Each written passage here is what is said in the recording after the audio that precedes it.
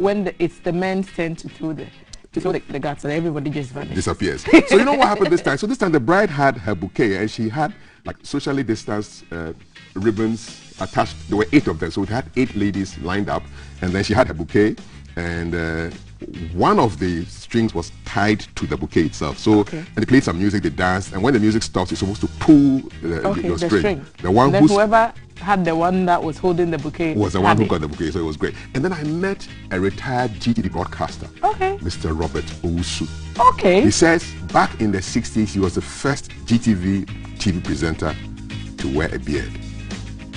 The first. How far we come? So he was at mine. Yeah, so it was like a beard gang, elderly beard gang, and a younger beard gang. To be fair, younger is 50 in yes, this case. yes, because he's like around 80 or so. Yeah. So I really enjoyed speaking with him. He just spoke so clearly and nicely, and it was wonderful. But so GBC is known for that, you know. Oh yes, our presenters on point. Speak clearly and you know audibly. You are the evidence. We don't throw No.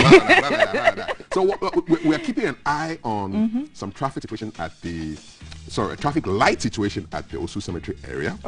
We'll be doing a rush hour in the Belenpe area, and then I'm talking with an eye doctor, ophthalmologist. I need to listen to that. Check your eyes because out. Obviously, right? So we need eye people to take care of that. All right. So much more happening on the show. Good morning, thanks for joining us. It's #GTV Breakfast. Be sure to follow us on all our social media handles that is right there on your screen.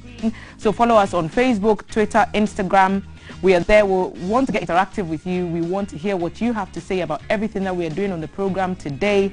And let's acknowledge Awake Mineral Water, Adonko Next Level Energy Drink, and Shield Acrylic Paint. Yes, they are partnering us to bring you this program this morning. And as ASCAP has said, so much coming up. We'll discuss some social media trends. Of course, we'll start with a motivational message. And on the lighter side, let's find out what's happening. All right, guys, good morning. Welcome to the side of the breakfast table. So I had a very interesting weekend, and I was actually looking forward to this morning. So I want to dispel the notion that anybody at all can go to the gym. You can be a plus size, you can be a mini size, you can be a pocket size.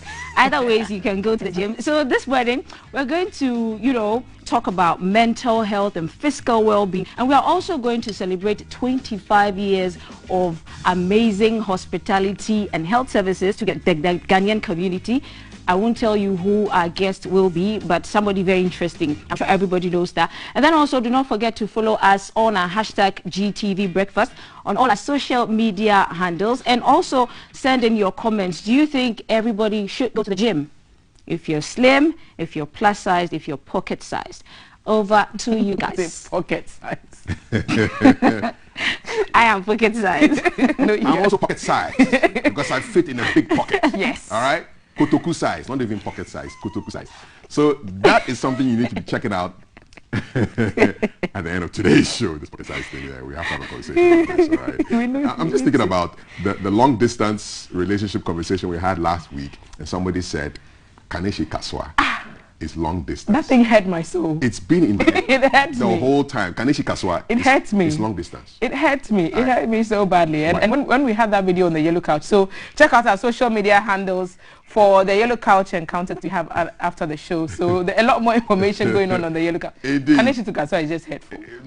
It's just hurtful. So we've got a conversation on the vaccinations, COVID and vaccinations, which T will be having with a good doctor here, and I'll be sitting and speaking with the information minister. Agenda 111. What's that all about? We'll find out on the show today. Wisdom Nugget is all about information, and here comes Dr. Kofi Osei Kusi. Back after this. Welcome. Kofi.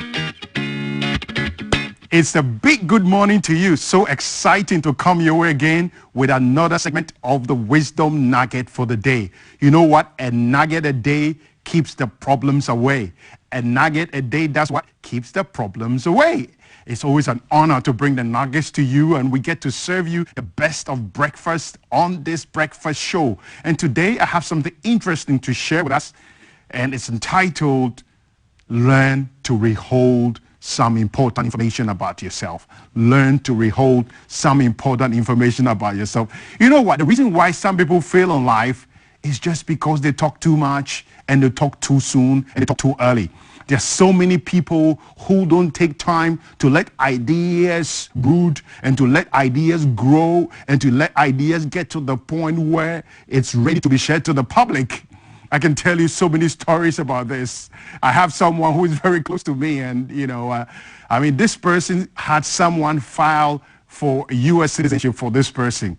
And guess what? You know, when you get a filing by someone for the U.S. citizenship, as most of you know, it's a whole process. And even before she filled the first application, everyone in the community knew that she was going to go to the U.S.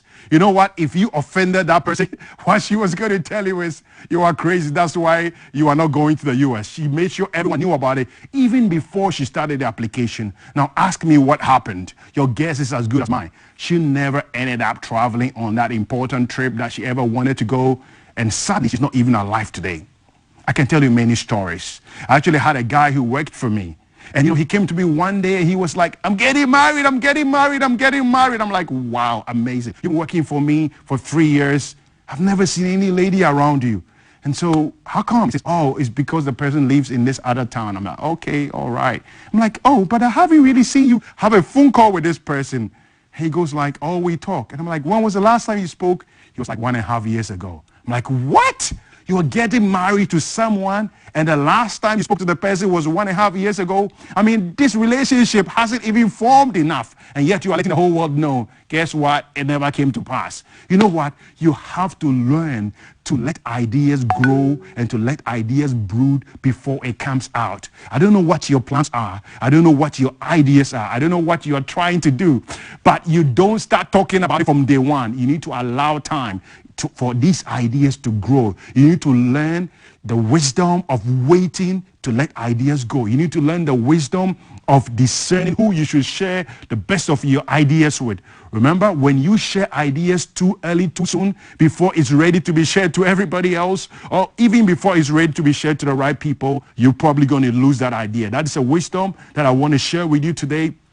Let me leave you with this thing that we can learn from. It's about pregnancy. You know what? For the precious thing called a child, a human being like you and I, to come out and for the world to see, at least for the first 3 months, nobody gets to see what is inside somebody else. For many people, even they themselves don't know they are pregnant for at least the first 3 months. Many of them don't even have an idea why. Because for anything precious, it's got to be concealed for a while. And even after 6 months and almost 9 months, people can see something happening, but they really can't tell what is exactly inside, how it looks like, and so on and so forth. Why? Because even nature has designed that important things needs to be concealed for a while before it comes out. What are you thinking about? What are you dreaming about? What are you working on? Can you learn to withhold the information, to keep it to yourself and let it grow until you're ready to share with the world? And if you do that, I guarantee you're going to be able to produce amazing things out of your life. I believe this wisdom nugget is going to spice up your day, spice up your week, spice up your year. And guess what? Many great things are going to come out of your life because you're going to learn the wisdom of withholding information until it is ready to share with the whole world. Have yourself the best of days.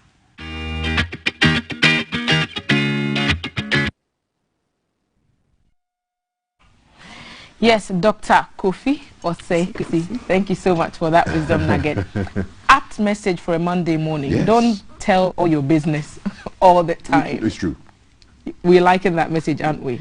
Yes, we are. Especially in this time of social media when information just travels fast like wildfire. Indeed. Trusting somebody with information, probably seeking some advice, and then later you find out that your information is out there.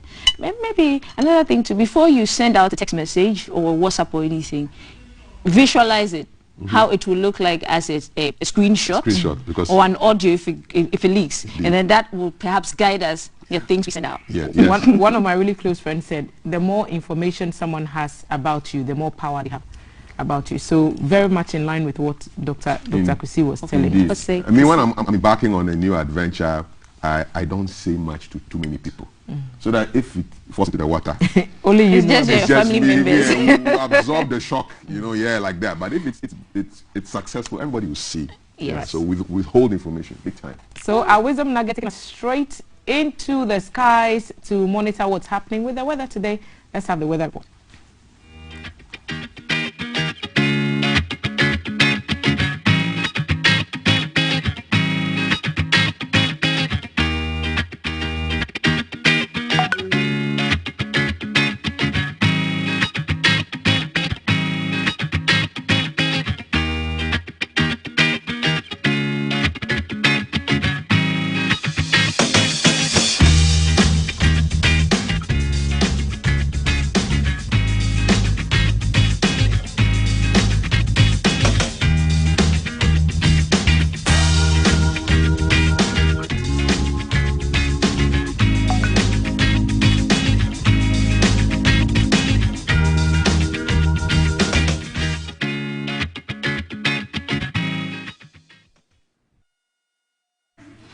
That's the weather update, and we go straight into social media trends. For us here on the yellow couch, Rocky Dawuni, right? He's trending. Making Ghana proud. He's trending. We have a video from him, Okay. but this is something from Elombini. This is what's in Ghana's Grammy-nominated lead and international music icon. Rocky Dawuni got into the global headlines again when his branches of the same tree got enlisted in the top essentials top 10. Like, this is a big win for Ghana. Oh, nice. And it also brings the conversation to reggae music genre. Nafi, you were in the same band with Rocky Dawuni. Yes, years ago at the University of Ghana, we were in a band called Local Crisis. This was when the global Gulf War crisis was happening. Yeah. And we decided to have our band, and we called it Local Crisis. We didn't have instruments. We didn't have shows. We practiced using buckets as drums, box guitars, little keyboards. And Rocky was our lead singer. And people like Nana Finn used to play with us. Amanziba's younger brother, Yofi Brew, was a vocalist as well. Good friend of ours called Michael Joeboy was on bass. I was on keyboard. Oh, yes. Oh, you missed quite a bit on Friday. I caught up on social media. Yes. We actually recorded in Ghana. You know that song? In Ghana, Rocky In song. Ghana. Yes. We recorded that. That was jubilation. exactly. So I love that. we did that Right, before he went off right. to the States. And yeah, so Rocky is a 31-year-old friend. I mean, our friendship has been that long. That's Okay, solid. so there's a statement from Rocky. Let's see what Okay. it says. All right. This is Rocky Dawuni.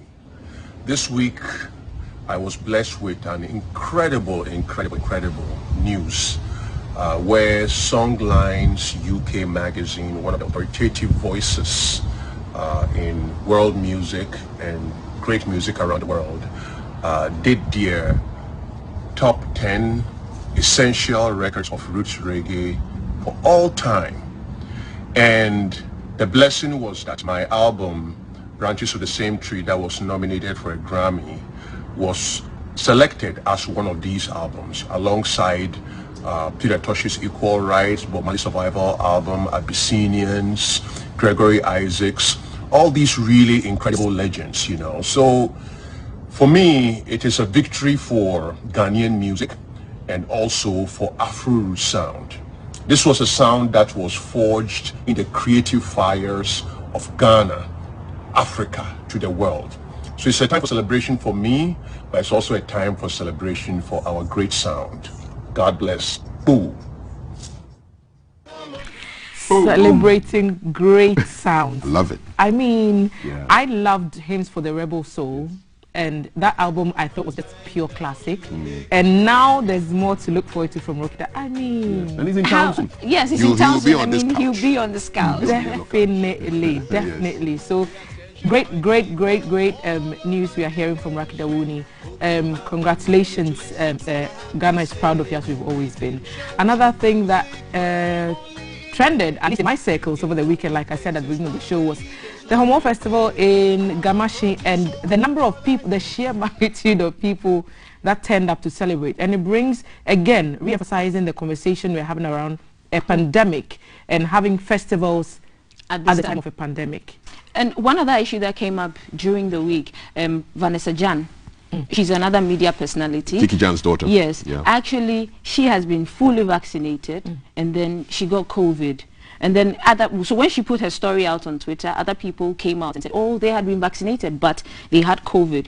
So research shows again that the vaccine is not actually to stop it, but it is supposed to reduce the severity of your sickness and complications. So people have it wrong. People assume that, oh, if you're vaccinated, you will not catch COVID. But that's wrong information out there. So maybe that's something we'll look at. Yep. Yeah. Especially when CAF sits down with, I will sit down with the good doctor, and maybe when the information minister is here, we would have maybe a little bit from him with regards to what the next big plan for COVID, and when we can expect maybe the president to speak to us again, possibly on this, on the management of COVID-19. Update number 27, I'm sure. Well, we don't know if that will, but if that's in the pipeline, maybe we could get some answers from the information minister. Another thing that was also creating a lot of buzz on the minister's own, now that we're talking about Kojo Ponkroma, good morning, Honorable Minister, was the fact that when there was trending, and we are liking it.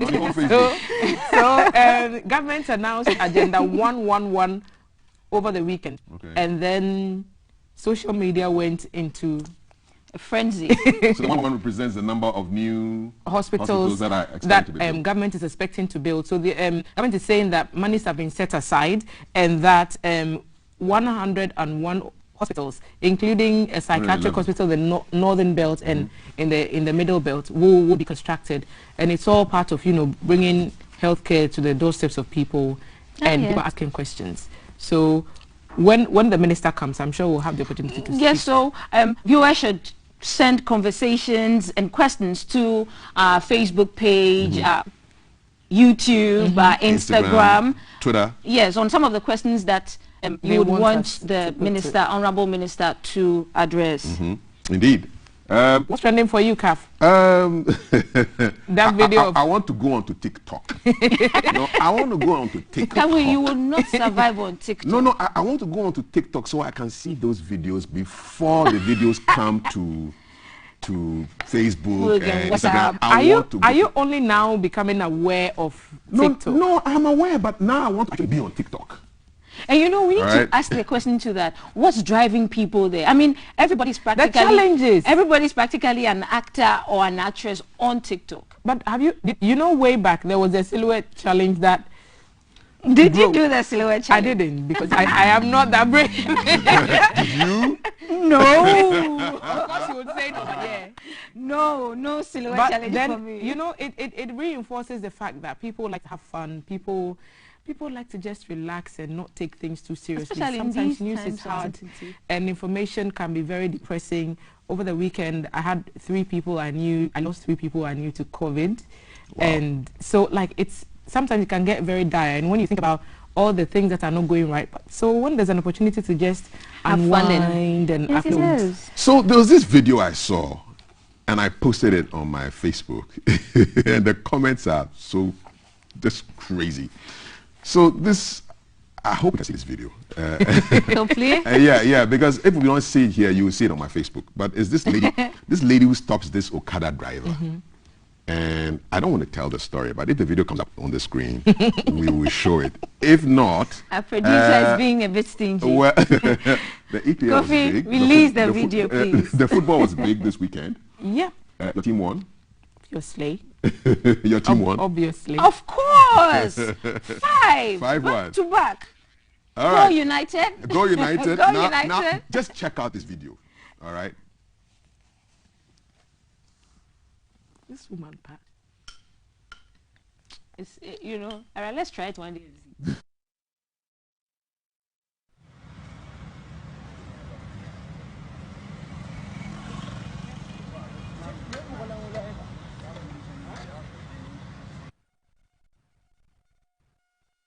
Because if you don't have a swift pair of legs to run away as soon as you pull off a stand like that. The kind of driver at a point wanted to chase her, and I'm sure when he stopped, he's like, but what just happened? Like, she used you as a makeup room.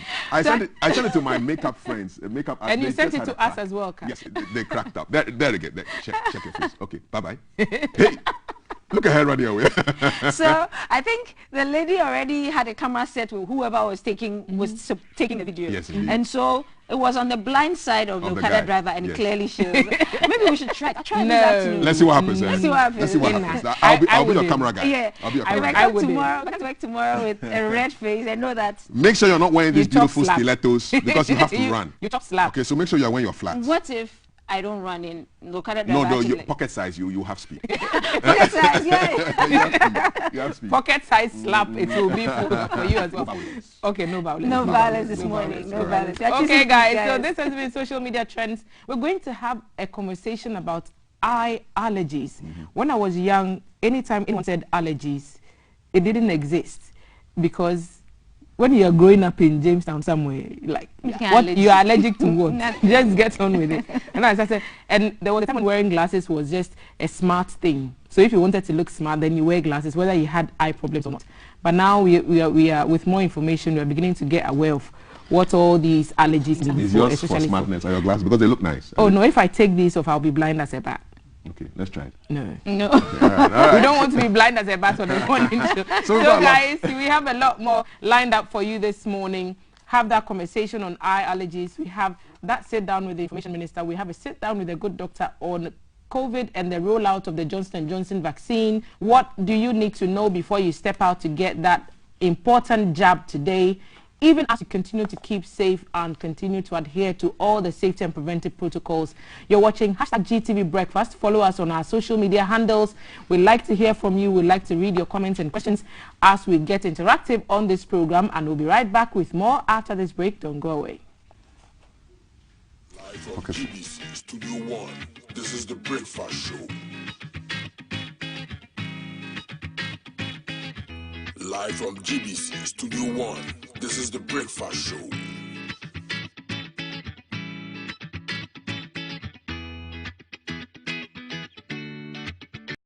Coming live from the capital, this is the Breakfast Show.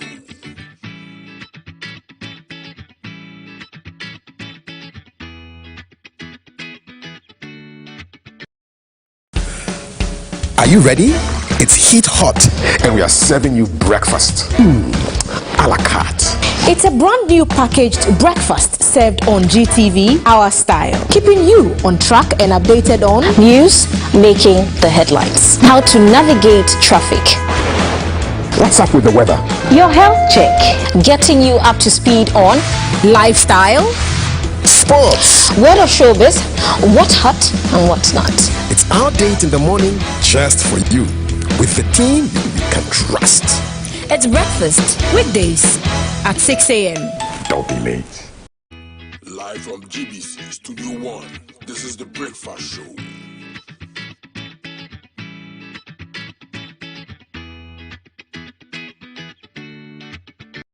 Coming live from the capital, this is the Breakfast Show.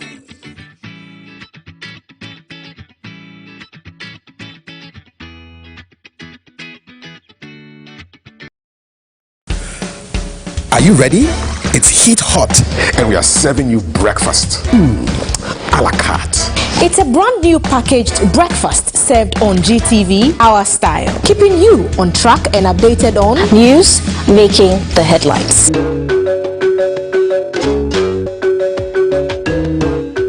Across Africa, nations are beginning to trade among themselves like never before, creating the largest continental market the world has ever seen. On the Single African Market program, we will show you how products, services, capital and people will be crossing barriers as the continent and its citizens embrace a single market in a sustainable manner for growth and development to meet targeted UN development goals. Congratulations, Your Excellency. Agriculture, manufacturing, aviation, maritime, mining, energy, tourism, technology and telecommunication, formal and informal trading, education, health, legal justice, financial and stock markets are all connecting.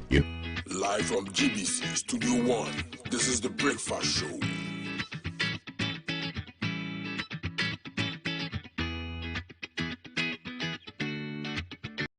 Coming live from the capital, this is the Breakfast Show.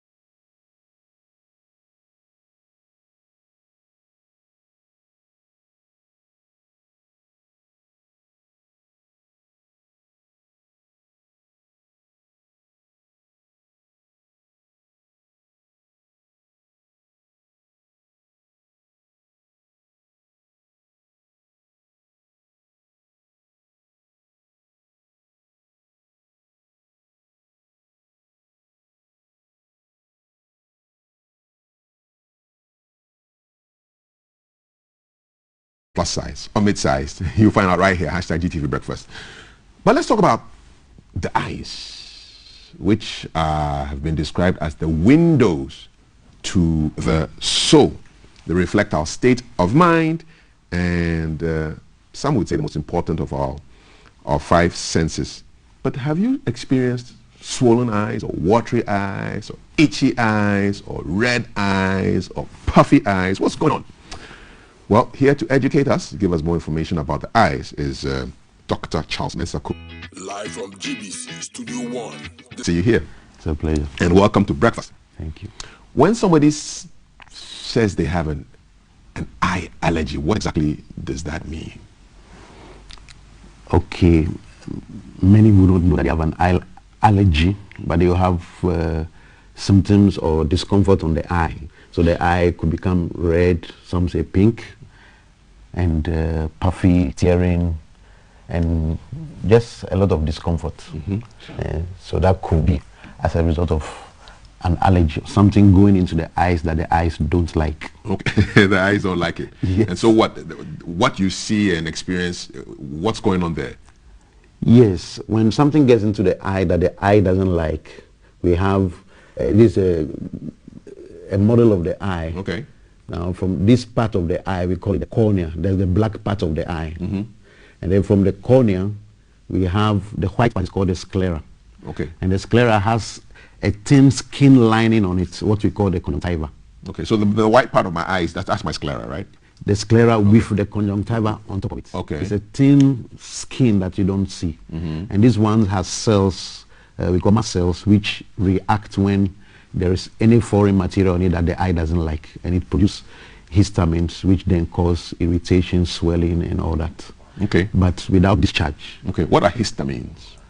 Histamines are like chemicals or hormones which are released to fight whatever has gone to the eye, which is making it uncomfortable. And these ones, the histamines, cause then the itching and swelling and others. So our blinking reaction is so fast. It sometimes wonders me how something can get into your eyes, because the blink is supposed to protect your eyes. Is that not so? Oh yes, but you open your eye. You don't close your eye all the time. So things which can enter your eye, like things which are sometimes dust, gas, sprays, and all those things. And then things which are also close to the eye, like when you shower, if the soap gets to your eyelid, you open your eye, it will get inside. Yeah, I'm guilty of that. Yes. Yes. So the things, common things which are around are sprays and perfumes and all that. Maybe somebody has brought you some nice perfume from America. The eye doesn't like it. You spray it on your body and then it goes into your eye. So you don't see it going into your eye, but then your eye begins to react. So that's an allergy. It's an allergy. Some people wake up with puffy eyes or swollen eyes. What do you think is going on there? Yes, it could also be an allergy. If you sleep on a bed sheet or a pillow, which, sometimes your body can react to some fabrics. And the same can happen to your pillow pillowcase, yes. Or sometimes, yes, if you might have used something at night, maybe when you showered, some cream or whatever. You know, some people like to put some cream on their face before they sleep so that in the morning, all those things, your eye can react to them. And then you can wake up with a puffy eye. Okay. Yes. We're looking at some images on the screen. So what's going on here? Okay, actually, these are complications of allergies. Like this one. This one has an acute allergy. Okay. It is swollen. But this one could also be as a result of an insect bite. Oh, and it can actually make the eye swell that much? Yes. Wow. The eyelid is very soft and has the tissues, the connective tissue are very loosely attached. So any swelling, any bite on it by an insect can cause it to swell, accumulate a lot of water. Looks like she was in a boxing fight. No. You know? Wow. So this one is could be as a result of also an insect bite, but also could be an allergy. Okay. And how about this one? This one is an acute allergy. So you see, there is no discharge. That means discharge is those white things which come on the eye to cause it to be sticky. There's no discharge. So this one is uninfective, and then it produces a lot of tears, and it's red, and there's discomfort, and the lids are swollen. How about this? This looks like what we used to call Apollo when we were growing up. Yes, could look like it, but must not be Apollo. Apollo is usually when you lift the upper lid, you have what you call hemorrhage, bleeding. That's the differentiation between this an allergy and then Apollo. Okay. We have hemorrhagic conjunctivitis. That means that when you lift up the lid, you see blood. I mean, we used to call it Apollo, but what is the correct term for Apollo, really?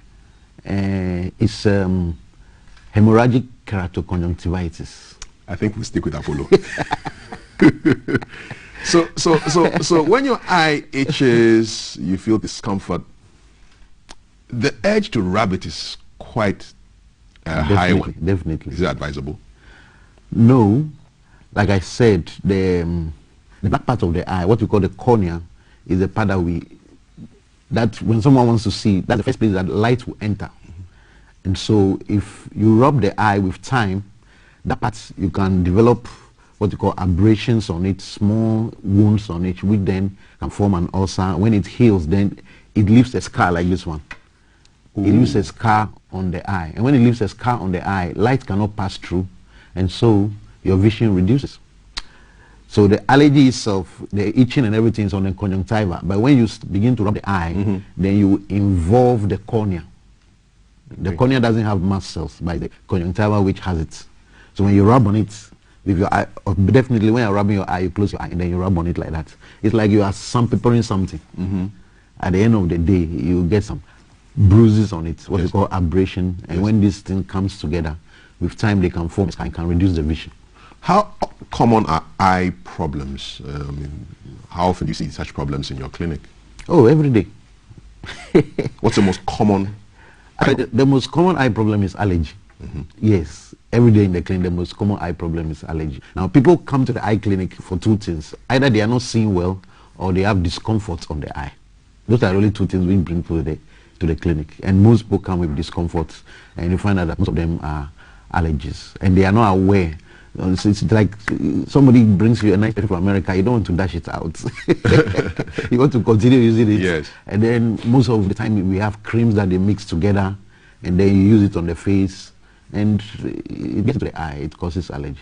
But more than that too, we do have like the normal things we do every day. Some types of soap you use, medicated soaps or soap which have a lot of perfume in it. When you use it at the end of the day, your eye will itch. And a lot of, especially children, when they come from the bathroom, they itch and then they rub their eyes, and their parents, oh, as for this child, that's how he is. Since he was born, he has been rubbing the eyes. No, it's not good.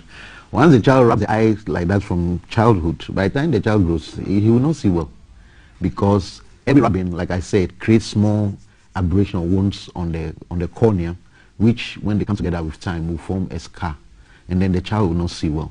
And then frequent rubbing of the eye will also change the, what do you call it, the pigmentation of the eye. You know, some children, their eyes look brown and all that. It's just because of the rubbing. The eyes are brown? Yes, the conjunctiva, the color changes. because you are irritating it all the time. You are rubbing on it. So more pigments come on it. And then some parents will complain that, oh, my child, when he was born, the eye was white, but now it looks different. It's because of the rubbing. So when a child is rubbing the eye, we shouldn't say that that is how the child is. It's not correct. The eye was created for sight, not for rubbing.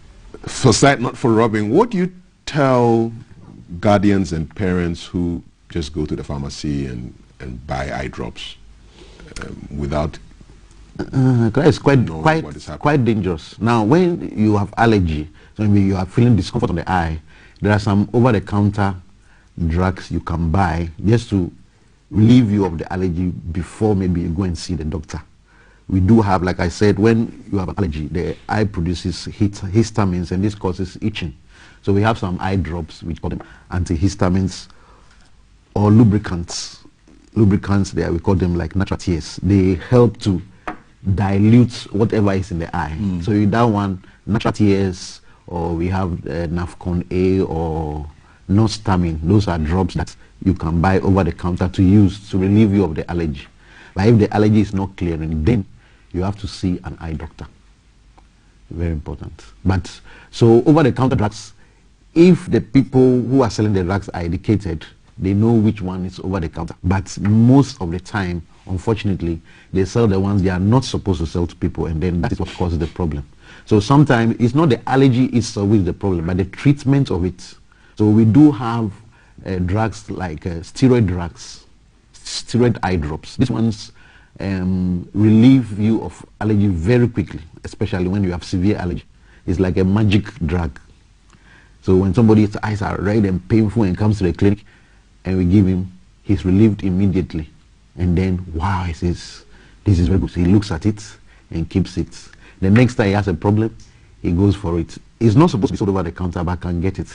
But that is very dangerous because these steroid eye drops, they can cause side effects on the eye, which can lead to blindness. One of them is, apart from, if you have an abrasion or a scratch on the eye and you get a steroid drop and use it, the cornea can deepen, it will peel off, and then it will form what we call an ulcer. And the ulcer will heal with a scar. And when the scar is right at the center, you cannot see. You cannot see because light cannot pass into your eye for you to see. And then more importantly than that, the steroid causes an increase in pressure on the eye, which leads to what we call secondary glaucoma.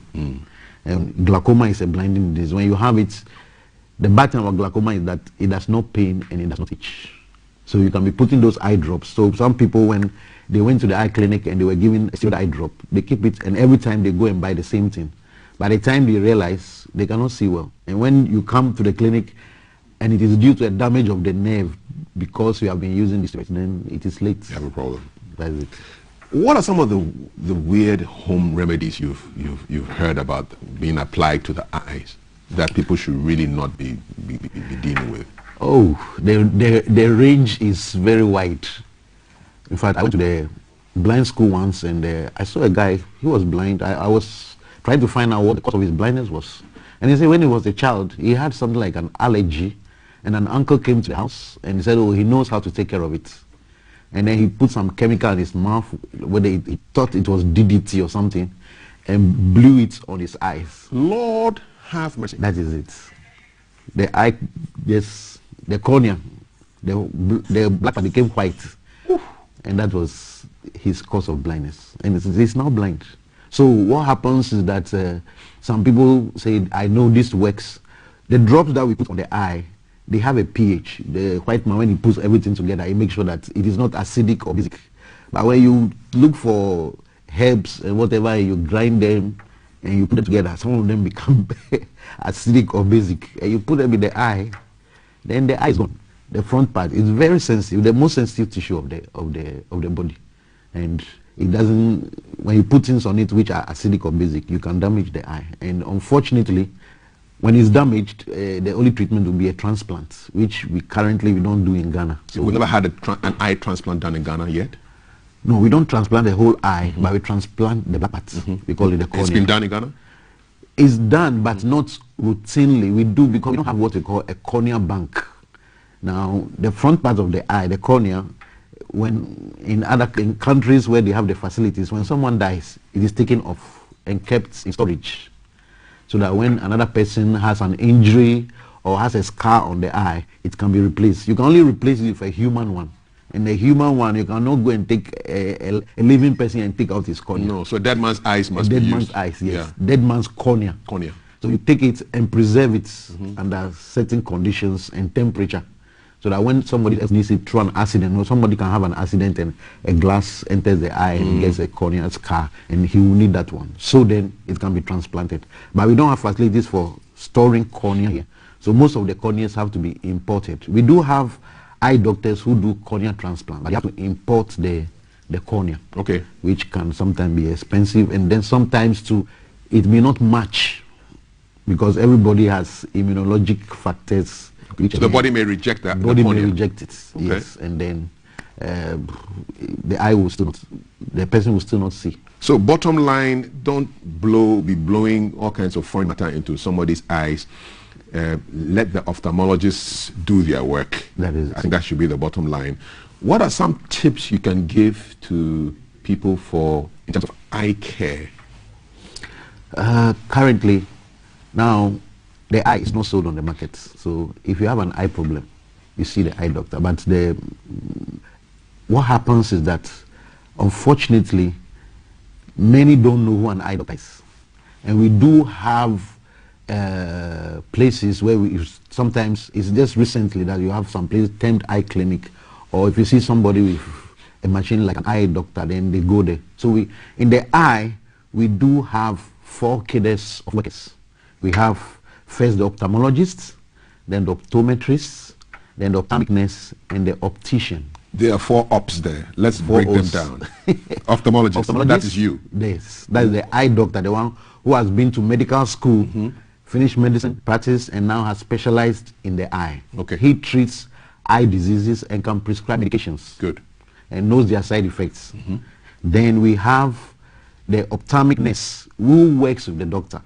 She's a nurse, or he's a nurse, has gone to nursing school, finished, and now has specialized also in the eye. She can also prescribe medications, but there are some range of medications she can prescribe. Steroids, what I spoke about, are not in her prescriptions. Then we have the optometrist. The optometrist has not been to medical school. Where has he been? He's been to university to learn optics and refraction. He's not a doctor, but unfortunately, some graduate now with doctor title. So when you see doctor so-and-so, you can read him doctor, but he's not an eye doctor. He's not supposed to prescribe medication. What is he supposed to do? He's supposed to prescribe refraction and glasses. So he deals with spectacles. He gives the spectacles, and in a case of allergy, he can prescribe the antihistamines and lubricants. But when it's severe, he has to refer you to the eye doctor. So that is where the confusion is, that some optometrists, they have doctor title, and so people see them as eye doctors. And some have open clinics and are giving such eye drops, and that is quite disturbing. What is a regulatory body doing about this? Actually, quite recently we had a meeting on that, and I think they'll be working on that soon, because if you are an optometrist, you are not supposed to open a facility and write clinic on it, because you are not medical, you are not allowed to prescribe medications. And we do have people who come to the clinic with a lot of complications because they have been handled somewhere by a doctor who is not supposed to have prescribed medications for them. A lot of them also who know what their limits are, they do refer. When they have cases, they refer, but some just treat, and then that is where the problem is. Then the last O we have the optician. What's the difference? The optician is that after the optometrist has done refraction and prescribed, then the optician will fit the lens into the frame. So that he's more of or he or she is more of a technical person. Yes. So the optician fits the lenses into the frame. Into the frame, yes. So he doesn't prescribe medication. Optometrist prescribes the kind of lenses power you should use. Yes. And ophthalmic nurse, opticians put it in the frame for you. But ophthalmic nurse and the ophthalmologist, they are the medical part of the eye. They deal with medicine. So if somebody, like I said, the steroids are like magic drugs, and it is very tempting to easily prescribe it for someone, even if you are an ophthalmic nurse or optometrist. If you prescribe it for the person, it's working for the person, but the side effects and the monitoring of it since are in the domain of the ophthalmologist, that is the one who has been to the medical school. He's an eye doctor that treats eye diseases, sicknesses, and prescribe medications. Then in case of severe allergies, sometimes we even do surgery or give injections. Okay. There are some allergies. Some people have allergy. We tell them when you have an allergy, the first method of treatment is to avoid what is causing the allergy. Like I said, if your nice perfume from America, I don't want to get rid of it, because so long as you are using it for 1 month, you keep having the allergy. So if people don't know about it, they want to use drops while keeping or still using whatever they are using which is causing the allergy. And then it can be prolonged and protracted. Then they'll say that, oh, they went to the hospital, they gave them drug, but the drug is not working. It's not that the drug is not working. So long as the thing which is causing the allergy is there, you will ever have it. So the first remove the irritant. Remove the irritant. Okay. Once you remove it, then it can be treated. When it's treated, then it will relax. Okay. Then what I want to draw attention to is some have what we call vena conjunctivitis. Vena conjunctivitis is a type of allergy where the person has tried everything he knows to avoid, and still the eyes are itching. And those cases we manage them. It can be managed until when the people are sometimes in their puberty or their teenagers, then it goes by itself. But it has to be managed. If you don't manage it and then you allow the child to keep rubbing the eyes, by the time the child has reached its teenagers, the child will not be seeing well. Okay. So it's very, very important. Dr. Mr. Kofi, if you want to leave somebody with a takeaway from this conversation on eye allergies, what would that takeaway be?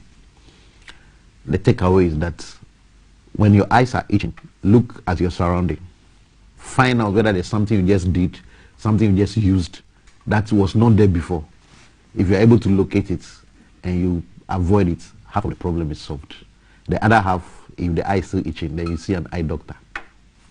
See an eye doctor. Make sure you're not going to see an optician or an optometrist, but you must be looking at an ophthalmologist. Yes, I'm glad I had breakfast before I said that word.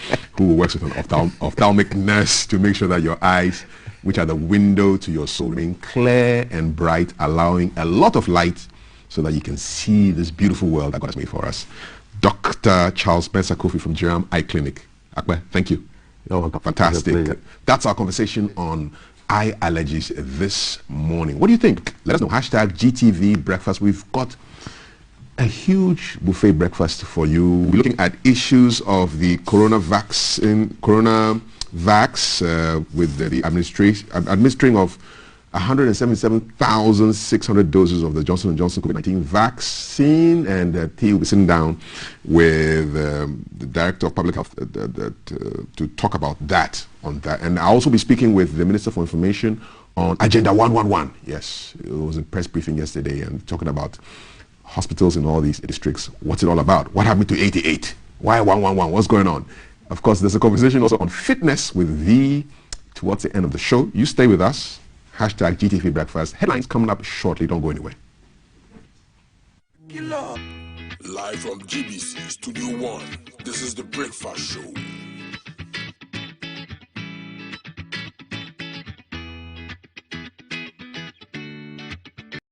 Coming live from the capital, this is the Breakfast Show.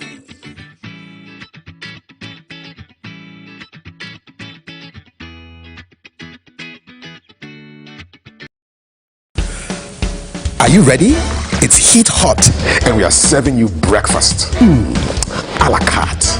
It's a brand new packaged breakfast served on GTV, our style, keeping you on track and updated on News making the headlines. How to navigate traffic. What's up with the weather? Your health check.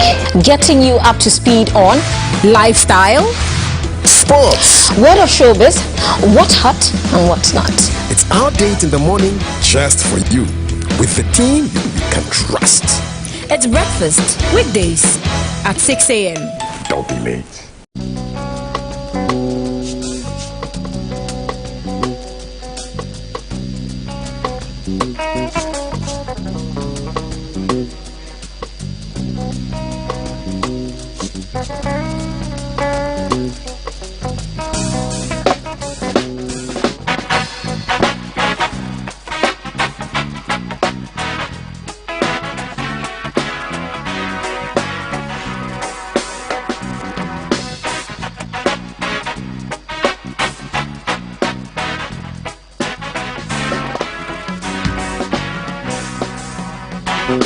abundantly new year.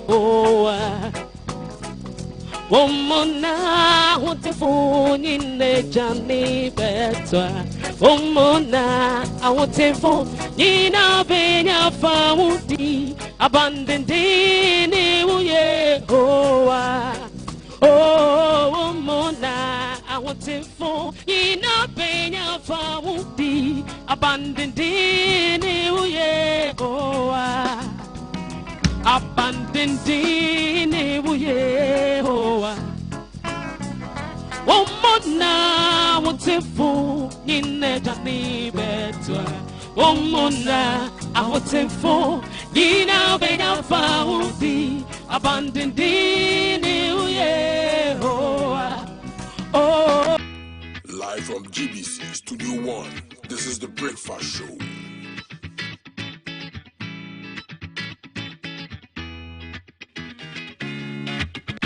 Live from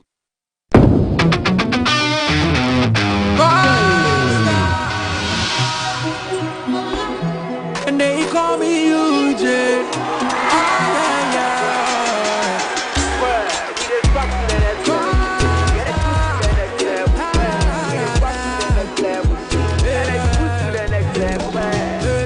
When you need a shoulder to cry, run on my pumping, so we try was suicide. Yeah, let bygone be bygone. I didn't see what the body gonna do, we go straight to stardom. And I don't take you to next level. Baby, oh yeah, yeah, yeah. Energy like a boom. But baby, oh yeah, yeah, yeah. Take you to next level. Baby, oh yeah, yeah, yeah. I don't code next level. Excessive drinking can be detrimental to health. Not recommended for persons under 18 years, lactating mothers, pregnant women, and people sensitive to caffeine. This advertisement has been vetted and approved by the FDA. Human resource function in the new normal, leading the shift from surviving to thriving. Under the distinguished patronage of the Honorable Ignatius Bafwewa, Minister of Employment and Labor Relations, special guest for the event, Alika Consulting cordially invites corporate entities, high net worth individuals, and the general public to the HR Role Model Awards on Friday, August 27, 2021 at Alisa Hotel at 7 p.m. The guest speaker, Honorable Joseph Kujo, Minister for Public Enterprises, will highlight HR prospect amidst current global challenges for practitioners, strictly by invitation. Interested participants may reserve corporate tables. Categories for the HR Role Model Awards 2021 include Best Employee Wellbeing Strategy, Best HR Technology Strategy, Best Learning and Development Strategy, Best Employee Experience Strategy, and Best Employee Engagement Strategy, among others. You may call 055-835-7200 or 050-579-5339 for further information. Live from GBC Studio 1, this is the Breakfast Show.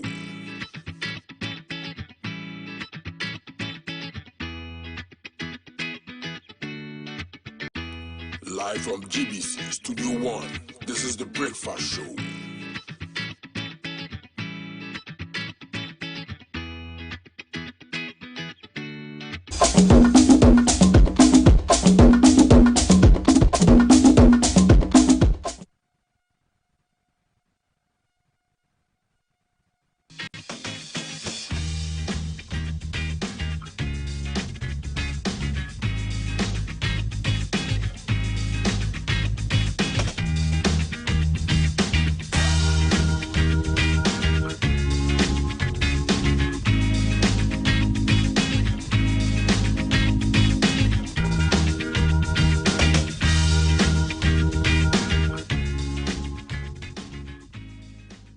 Hi, good morning. Hashtag GTV Breakfast brought to you in association with Awake Purified Drinking Water, Shield, Acrylic Paint, and Adonko Next Level Energy Drink. Follow us on Facebook, on Twitter, on Instagram. Look for Ghana Broadcasting Corporation.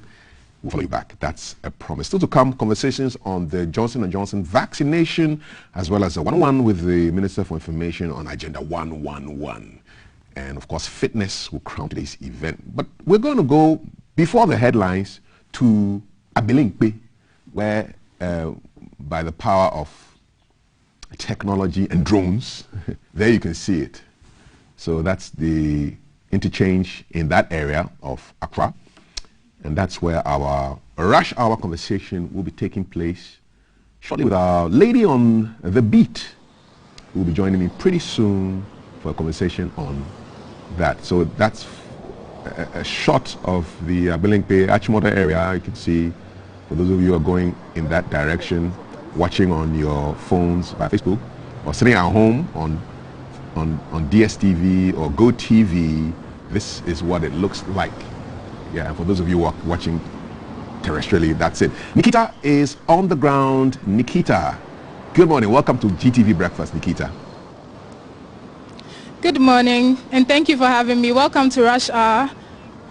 Thank you. So we are currently on the Abilinkpe overpass, and where there's a little bit of traffic, there's a little bit of tailgate coming from the Achimota Forest, heading towards Joeboy Junction. I think because of the traffic lights, there's a little bit of traffic, but it goes. The traffic lets up after a few minutes. So when you get to Joeboy, I think you can get to your offices anywhere you're heading to in around 15 minutes. Okay.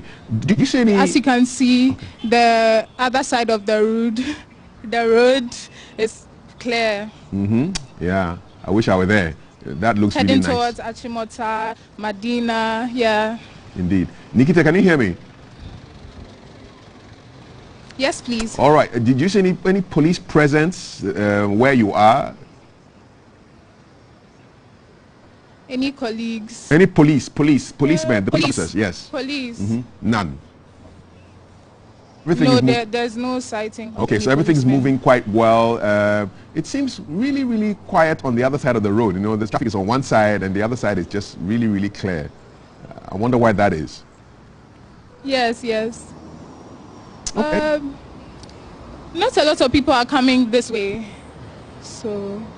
All right. Well, that's. Yeah, we've seen a few cars. Yes, indeed. Right now. Yeah. Yes, indeed. It's a great shot there. Nikita, you stay safe, and that's our rush hour conversation with our lady on the ground, Nikita, in the Achimota Abilinkpe area. So you know what to do as far as traffic is concerned.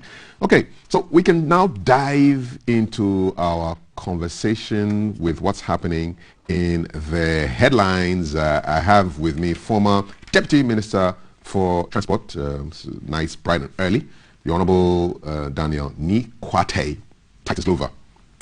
Good to have you here, sir. Good to have you. How was Homowo over the weekend? First of all, let me say a good morning to your viewers out there.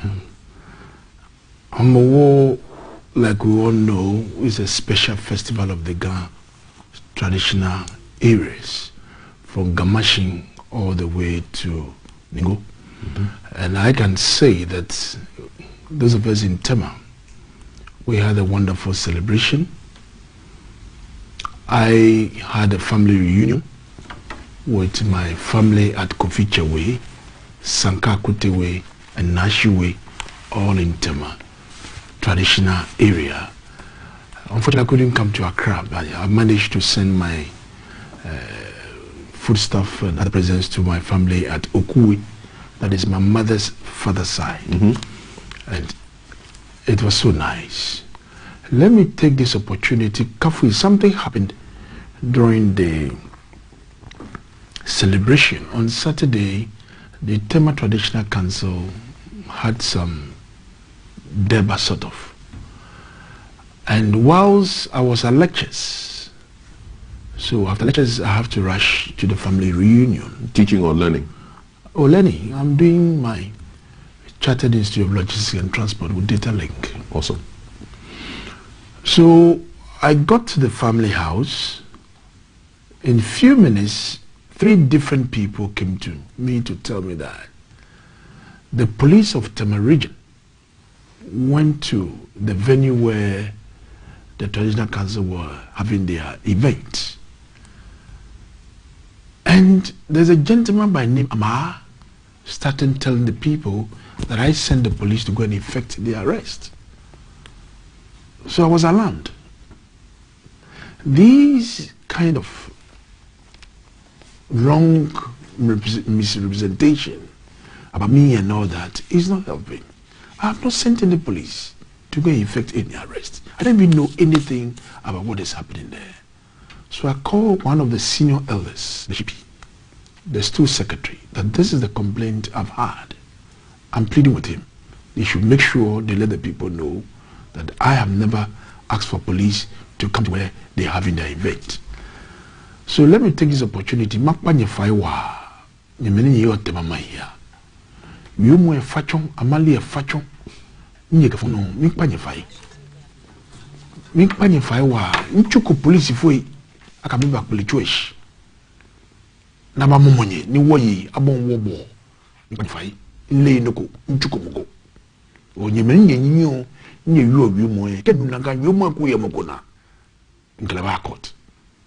But apart from that, it was so colorful, so nice, and we had fun. And at our end, we make sure we observe the protocols. I was about to ask that. We observe the protocols. There were two, running water basins. Then I made sure they get full shield to every family member and invitee to the place. Every family member with a sanitizer, with the soap and everything, to make sure that everybody was well protected at the place. So I think that it was so colorful, and Homo has come to stay. Watching some of the social media stuff in Gamashi was quite serious, very, very serious. And I want to appeal to my people that they need to be very careful, because this COVID is no joke. It is no joke at all. No joke at all. COVID is real, and that's how come 177,000 people are going to be getting the Johnson & Johnson jab. And that's a headline in today's Daily Graphic. And we'll be having a conversation on this channel later on, where T sits down and talks about all things COVID. Let me just read the story in today's Daily Graphic. And basically, the Ghana Health Service is expected to vaccinate more than 177,000 people with a single dose Johnson & Johnson COVID-19 vaccines in 2 hotspot regions from today. So it's Greater Accra and in Ashanti. So all persons aged 18 years and above, with the exception of expectant mothers, are eligible for vaccination in the Greater Accra and Greater Kumasi areas, where the vaccination program will be administered in about 123 centers. So the Ghana Health Service says they will preference will be given to people who were 60 years and above, and those with underlying health conditions. So it's a single shot vaccine. This is different from the other ones that were administered some time ago. And so this is what is happening. There's been a lot of talk about COVID, vaccinations and procurement. But the great thing is that just under 200,000 people are going to be getting this Johnson & Johnson jab. Still a long way to go before we get at least half of our population vaccinated. But it is a step in the right direction, isn't it? It is, because government is not sleeping at all. Is to make sure that our population is well vaccinated. We could get more of these vaccines to come, to make sure that our people will take these jabs. I have taken all my 2 AstraZeneca vaccines, and that does not mean that I should lose my guard. I should always make sure that I'm well protected, make sure that my family is well protected, to make sure that we don't get this wicked and killer virus in our families. But let me say that there's a caution by the Ghana Health Service that those of us who have taken the AstraZeneca, either the first shot or the double shots, there's no need for you to have cross vaccination, because when you do that, if you're not careful, you want to die. So just wait patiently. If you've not had the second dose, definitely the second dose will come, that you complete as it is. But if you haven't done it at all, and the Johnson & Johnson is made available, please just walk in and have you vaccinated. And I'm happy that Tema has been taken care of.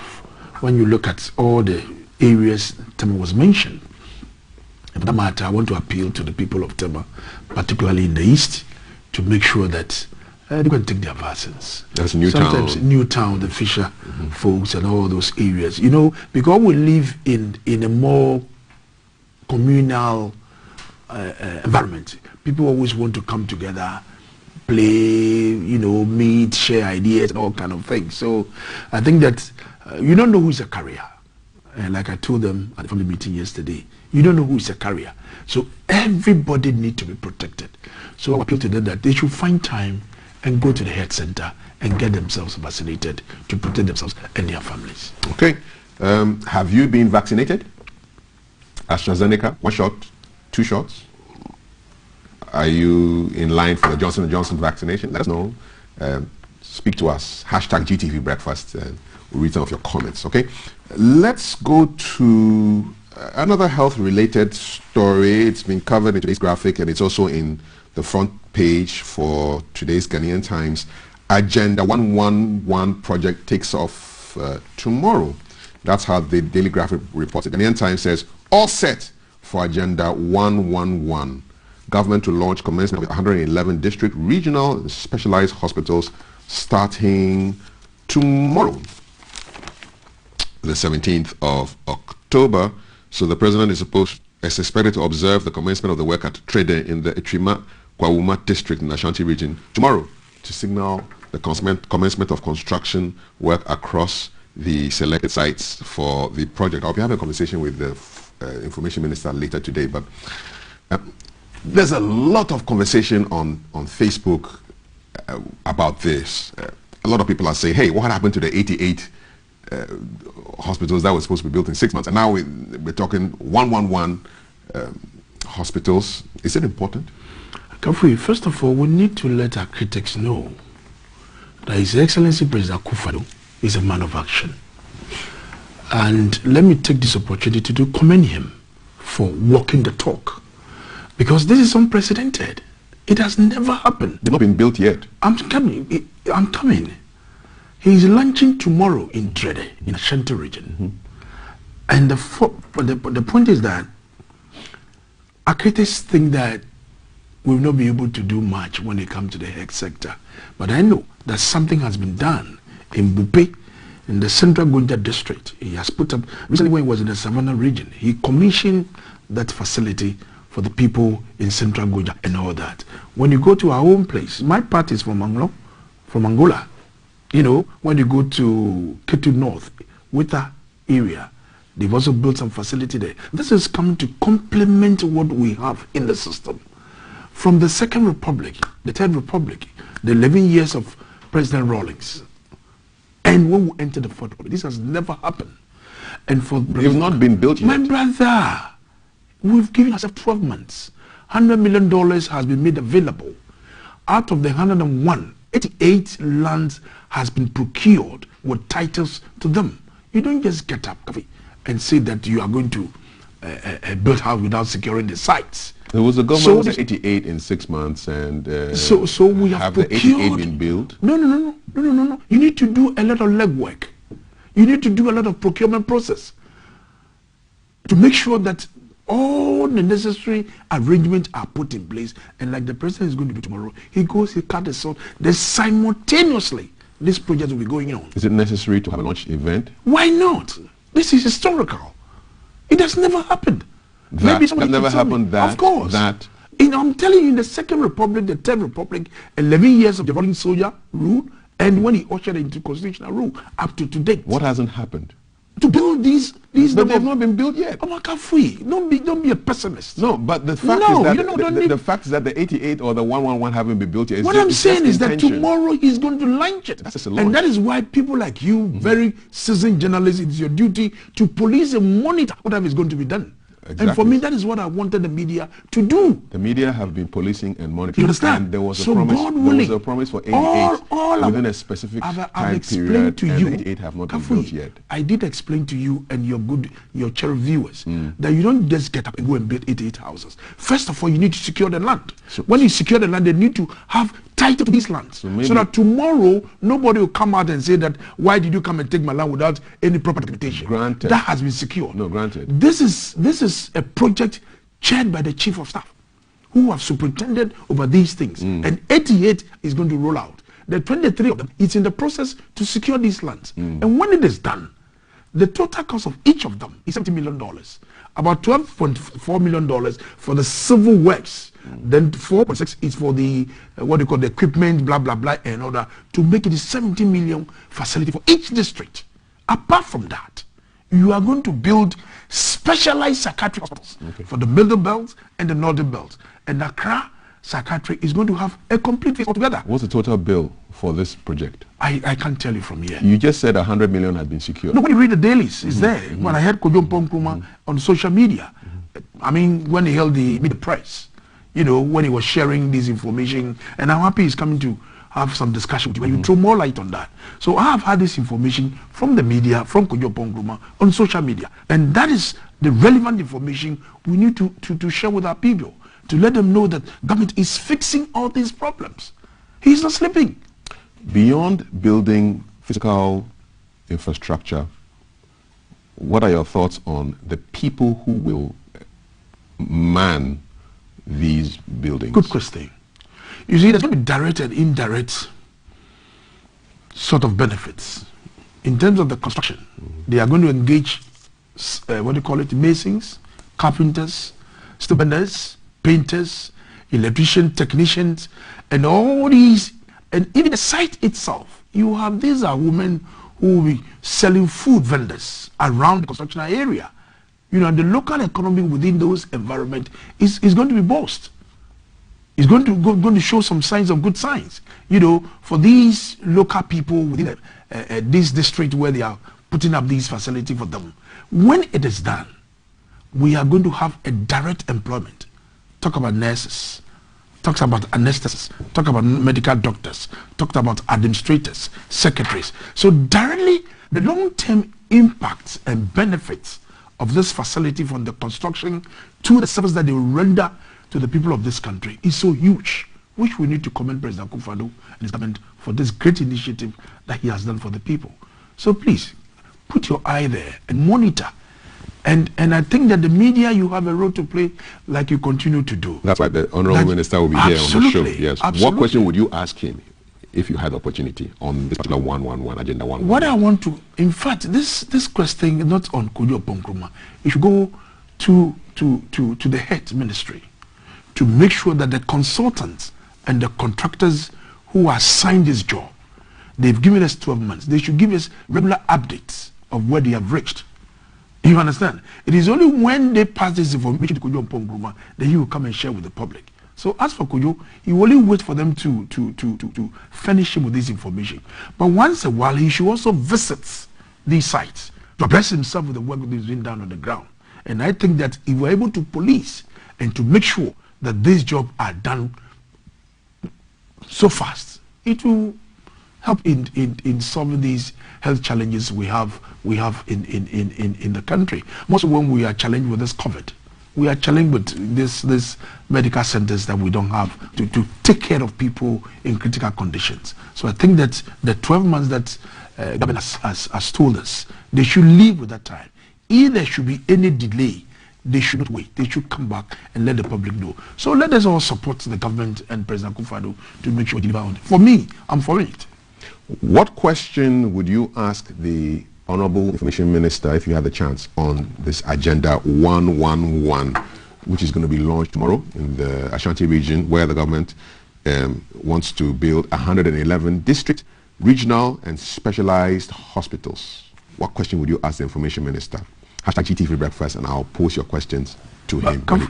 Respectfully, I think that apart from the 101, the district hospital, 111, I'm just breaking it down. You know, we're going to have regional hospitals as well, apart from the 2 specialized psychiatric hospitals for the middle and the northern belts. Now, all the regional 6 regional regions. We're going to have each in these areas. Then the western region itself is going to have 1 in addition to Fanta. And that is awful, totally awful. Okay, thanks for that. Just on a little health note, but quite important. So on the front page of today's Ghanaian Times, outbreak of Marburg virus in Guinea, and the Ghana Health Service has put health facilities on a high alert. So there's a very virulent virus that is in Guinea, one of our Western neighbors and all regional and district health facilities have been put on high alert following a confirmed case of the Marburg virus in neighboring West African country, Guinea. So there was a big press release from the Ghana Health Service about this particular virus. It's very, very, very, very dangerous.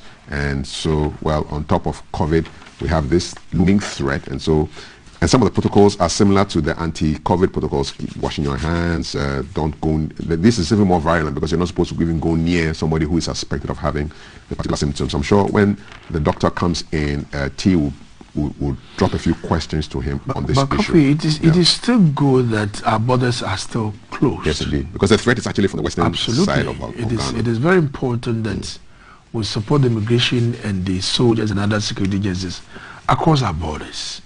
Those who are crossing illegally into the country and out. You don't know who is a carrier, who is coming with this virus and all that. So I think that those frontline security agencies, I'm sure by this time they might take in their vaccinations as well. And they should give them every support there. Our chiefs around these borders, they cannot be left out. Assembly members, unit committee members, honorable members of parliament, and MMDCs around all those border towns, they have a role to play to make sure that we protect our country and ourselves. Because these viruses that are coming, remember that, you don't know when it strikes. Every day, new viruses are coming. The first one will not even finish with it. Then we have the second one. Then this one that is coming for the western end of it. Indeed. So please. And remember, we had Ebola, the threat of Ebola some years back. Fortunately, didn't get here, but yes, we were quite alert. So what the Ghana Health Service and the periodic, updates the president gives us, the bottom line is us. All he needs to do is to let you know that, hey, this thing is real. You don't need to sit back and joke. People walk around freely and they don't care about anything. And for me, when I see it, I get scared. I get really, really scared because I have kids. And you don't know who is a career, who is coming. So please, then they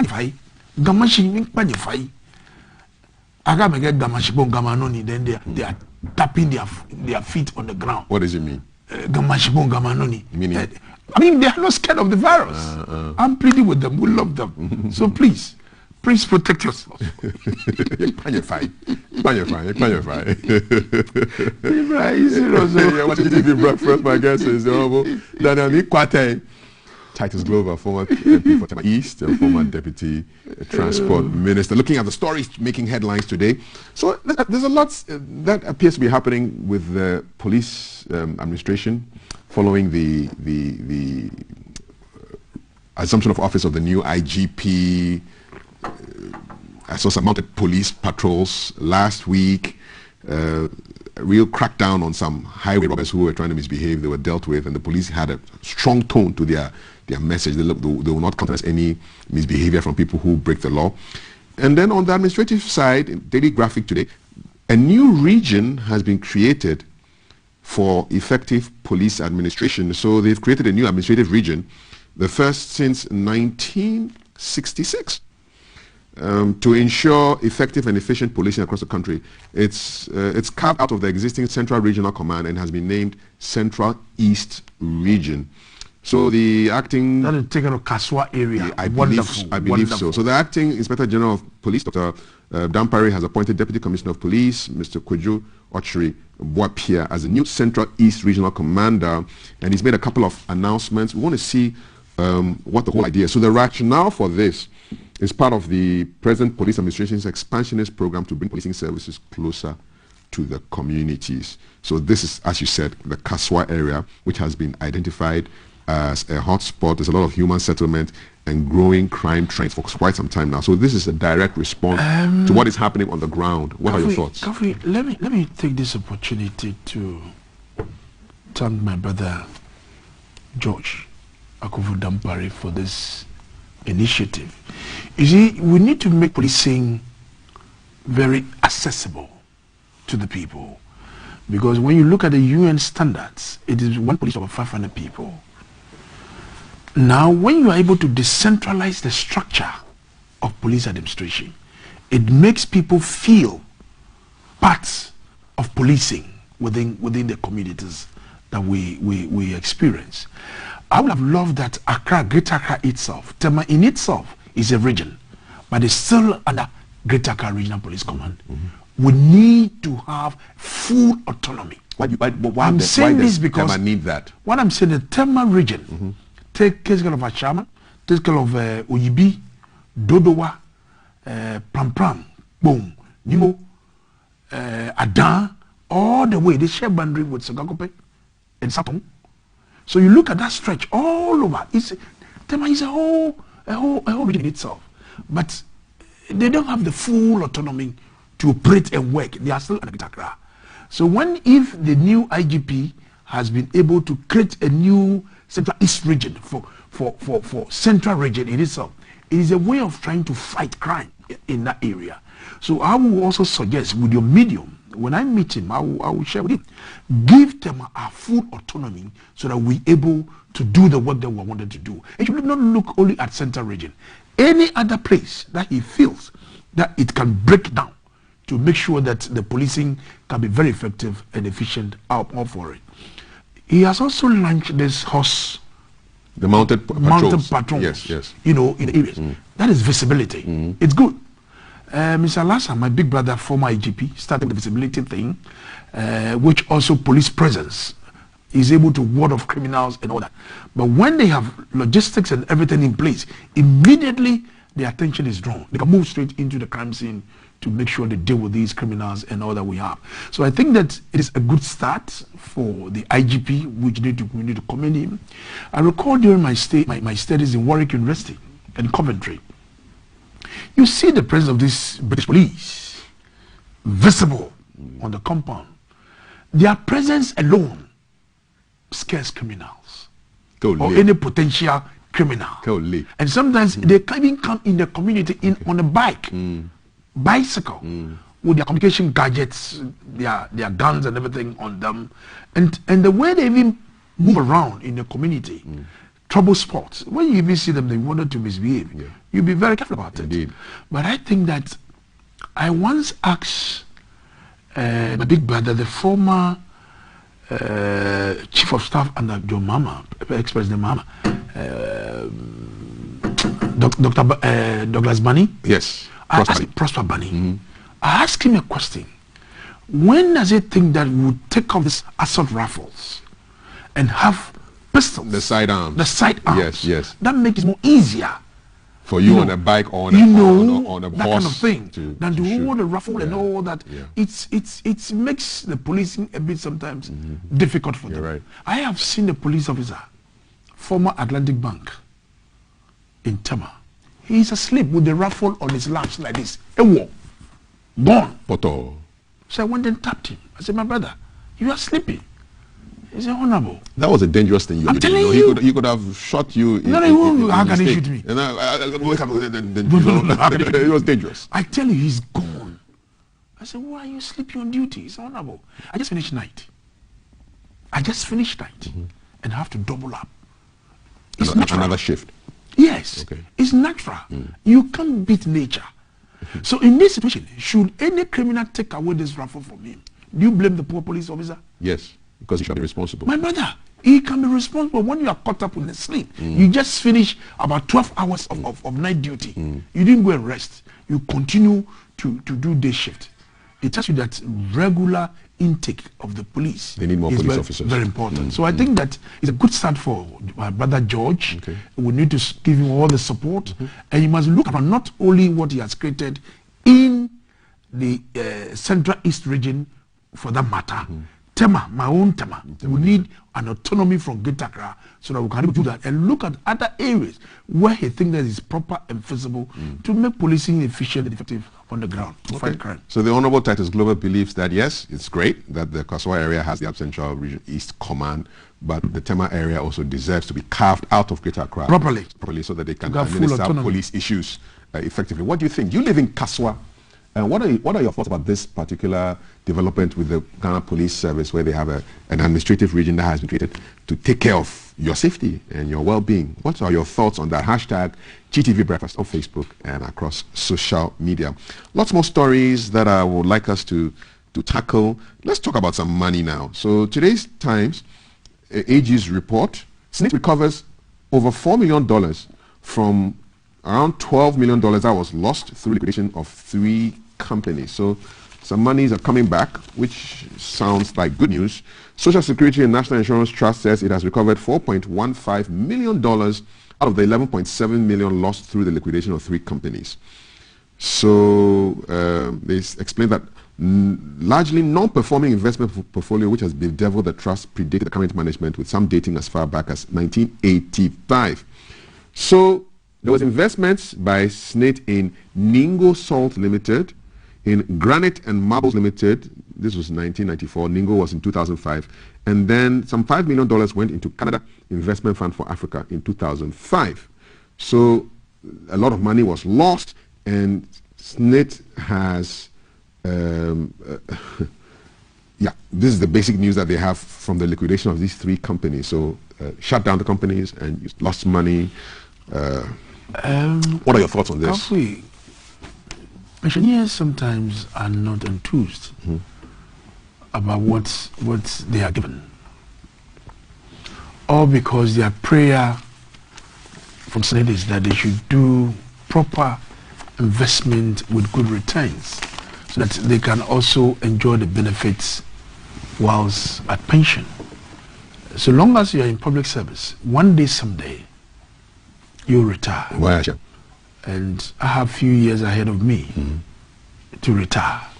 Therefore, I want to see SNIT investing in investment that the yield can have full benefits on my pension. So I don't know the indices, I don't know the factors that influence that decision to go into all these investment that led to the liquidation.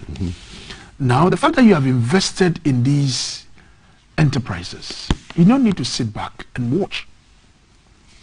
You need to take active part in some of these investments that you do, because the boards that they constitute, SNIT itself has representation on these boards. What are their board members telling them of what is happening? Because you cannot sit down for these companies to go into liquidation.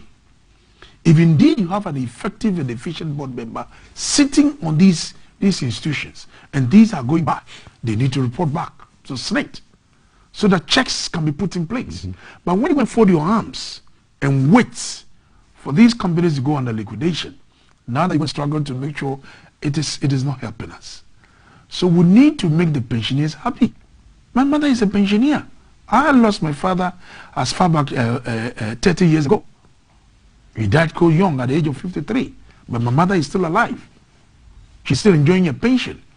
So it means that SNIT has a great task to make sure that pensioners have full benefit of whatever they're making. Because it is a money that you've taken from us, you know, that you're investing.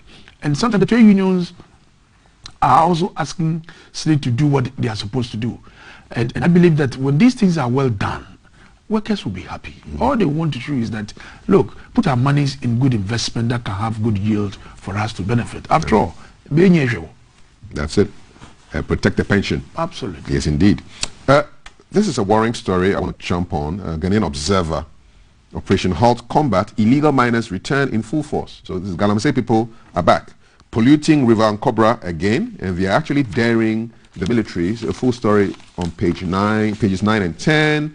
So the Galamsey people have resurfaced full force on the Ankobra River, stretching from the central region to the western region. This comes weeks after the Ghana Armed Forces completed the Operation Halt program to curb Galamsey activities on the stretch. But these people include, there are various nationalities here. We've got Chinese nationals, we've got Togolese nationals, we've got Malians, as well as Ghanaians. They've taken control of parts of the riverbank. They've diverted the flow of the water to some areas in order to avoid detection and arrest. So it's engineering, there's money involved, there's an international component to it.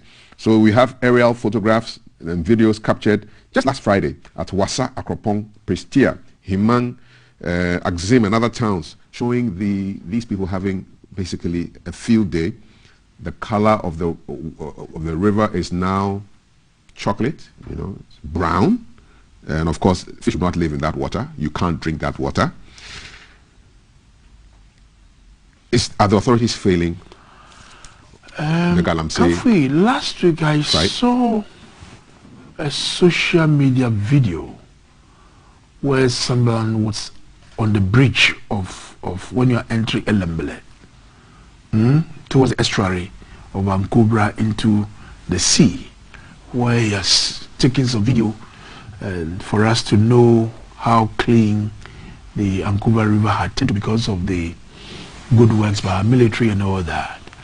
There are still some black sheep among us, and they don't want this country to be at peace.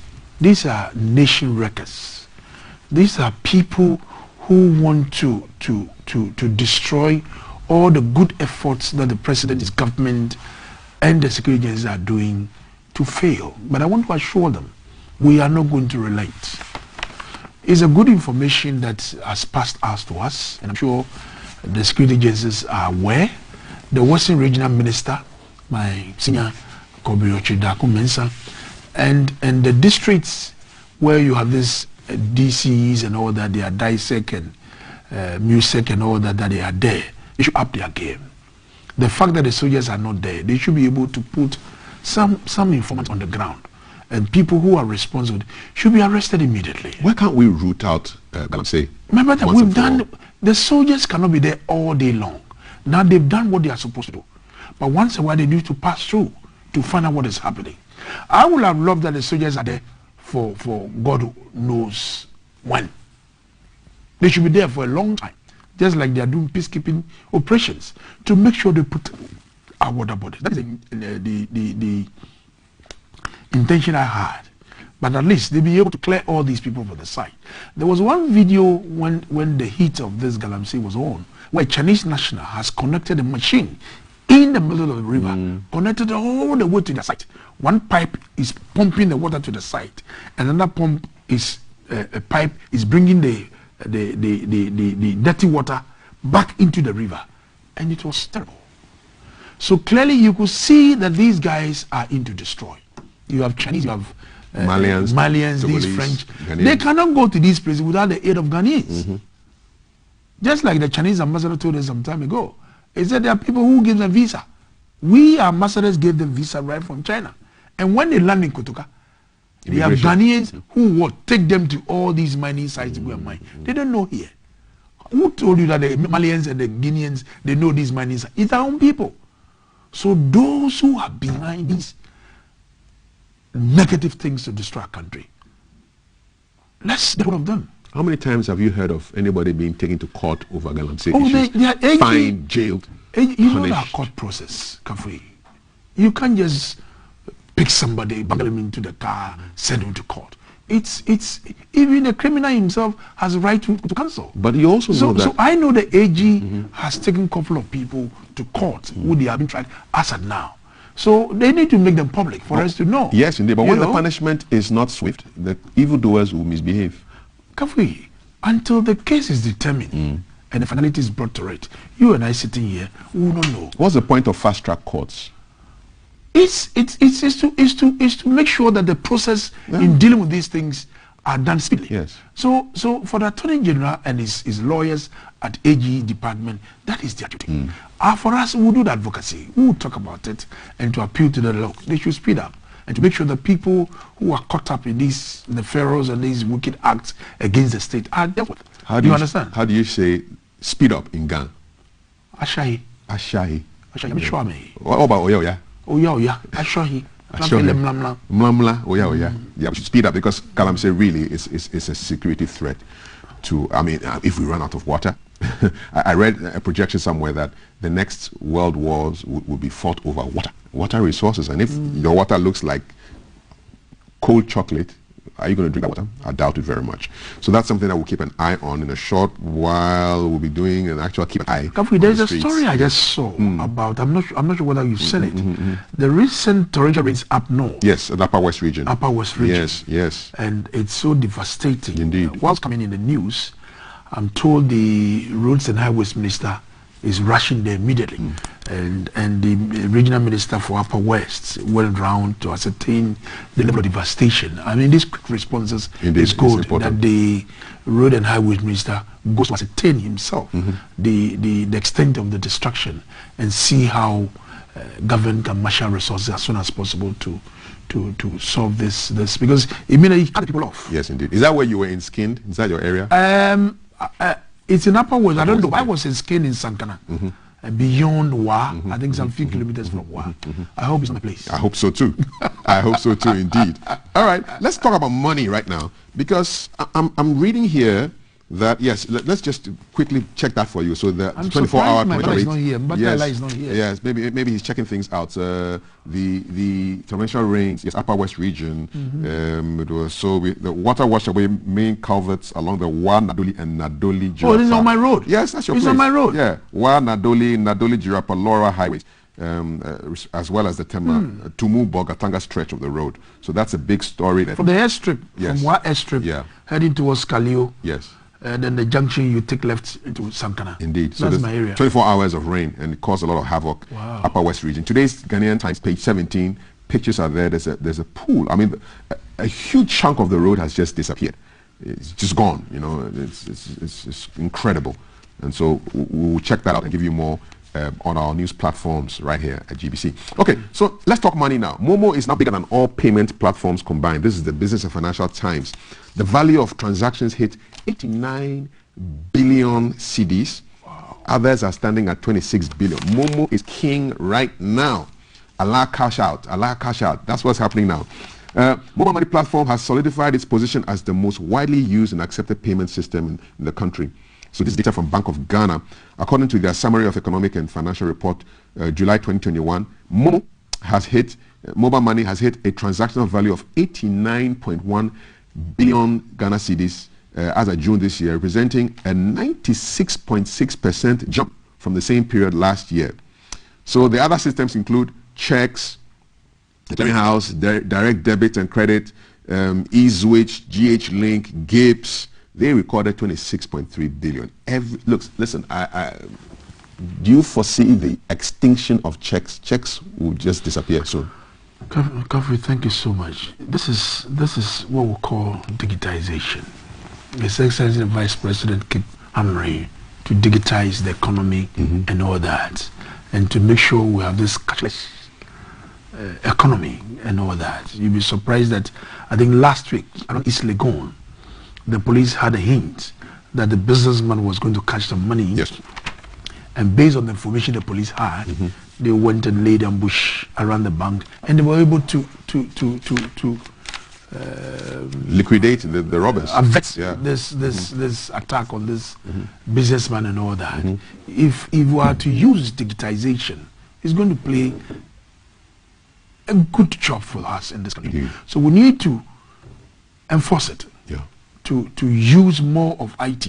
Seriously, I'm a fisherman, so you and I. Yes, we come from the fishing side. I'm not that good when it comes to digitization, because my wife keeps telling me, Nikwate, please. Send him more mumu. Not to play. Find out to play with IT. And I think that is the world today. It is the way to go, yes. Because that is the way to go today. And when you go to some hospitals, they are also doing, for example, when you go to the Gapua clinic, you know, apart from IMA, their main clinic in Kopichu.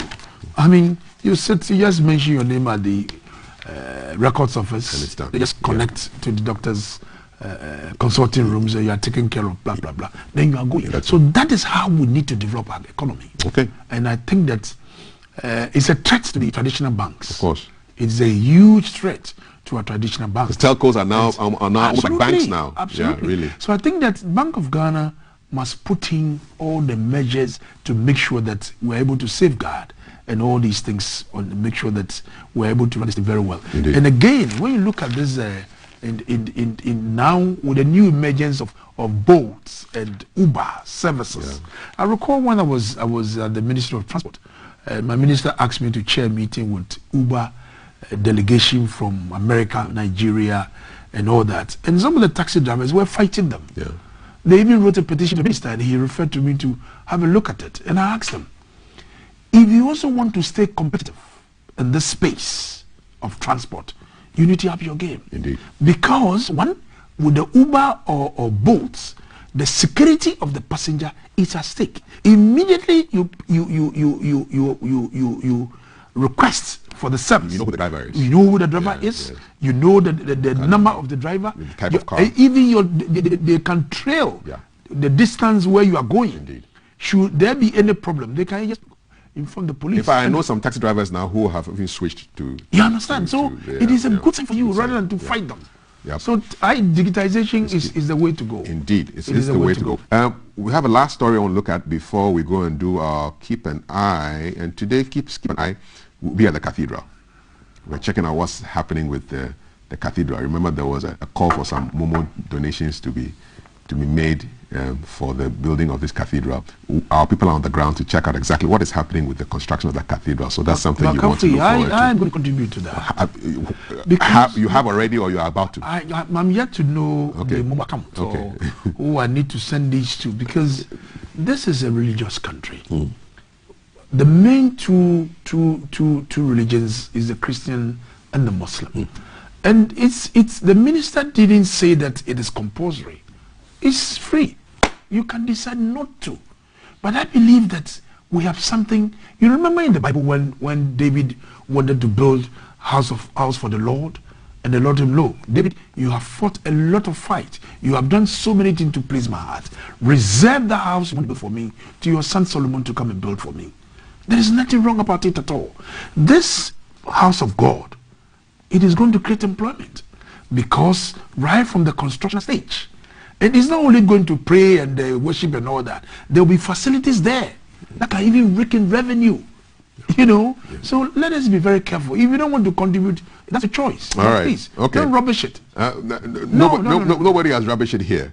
No, you're not on the platform. Okay, all right, good. When you go to social media, the kind of things that people say, you don't build hospitals, for us, I'm going to build a cathedral. It is not state money that they are going to use for. It is not state money. Your money. But me, I'll contribute. Okay. Good luck, sir. Let's talk about sex. It's a story. It's a story in the paper. Let me today's daily graphic on the gender page, number 3. I hope it's not LBGQWSYZ.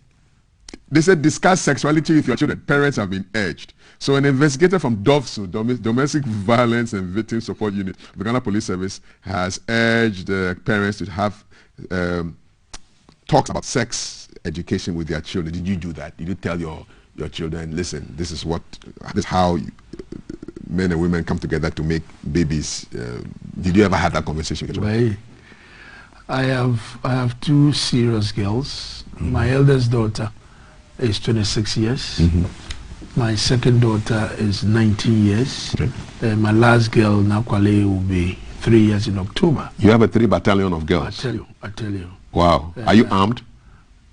Oh, I'm flexible. But I hardly discuss, because my girls are good girls. Their mother does most of the talking about sex education and all that. We have the time. We'll talk about it. But I hardly do that. Okay. I hardly do that. Does your mother do it? Who talks to them about sex? Who talk to them? I'm saying that their mom, yes, she does that on my behalf. Okay. I have to go hustle. I have to go hustle and bring the dough. You know. So if you had sons, would you have talked to them about sex? My eldest son, Gilbert is about 35 years. Did you talk about sex? Gilbert is he's a big boy of his own. Did you talk to him about sex? I don't think he's a big boy. No, but did you talk to him about sex? I do. I think that Benjamin, who is 21, is the one that I have to focus on, not to talk to him. He's in uni now, and Kwatela 15 on 24th. So they are the guys that I need to engage. But Kwade is a big boy. Yes, but when you were young, you never talked to him about sex. Charlie hustling now. So did your mother talk to them about sex? All of them, all of them. So the mother took care of all that. The mother was like the teacher. She was more or less. But if you have time, I hardly talk about Well, are you shy? Not at all, not at all, not at all.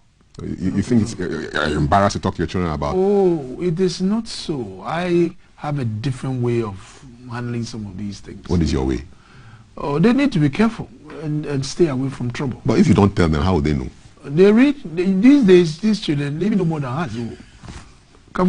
Did your parents tell you about sex? Did your parents tell you about sex? My late father is gone. Okay. 30 years ago. Okay. My mother is alive. Did she when you were young? When I was going to school, all my mother would tell you is that be very careful when you go do something and me, I won't mind you. So be very careful and make sure you know how you take your steps and all that. So I've lived with that and I've not fallen into any trouble. No trouble at all. It's been a pleasure talking to you for breakfast. The Honorable Donnelly Kwate Titus Glover. It's a pleasure too. It's a pleasure to talking to Kafui and GTV. Yes, and indeed.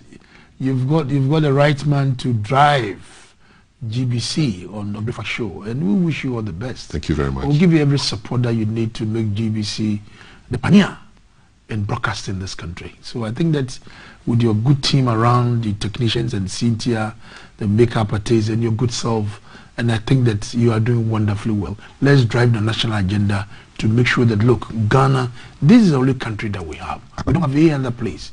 And in our democracy, in our geopolitics, it is good to dialogue. It is good to engage. Indeed. And to make sure that we support the government, to make sure that we're able to achieve what he's doing his best.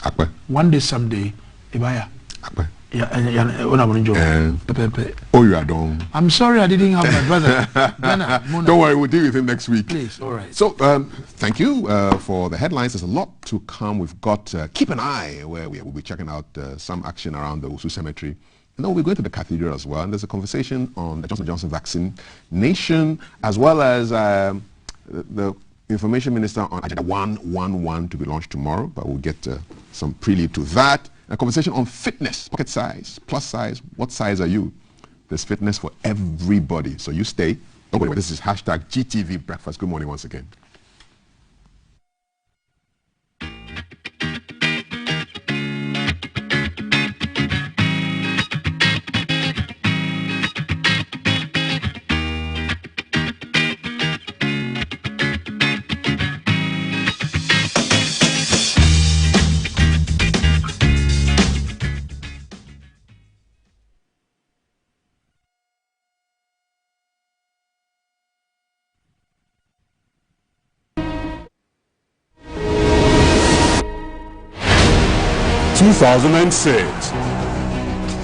Live from GBC Studio 1, this is the Breakfast Show.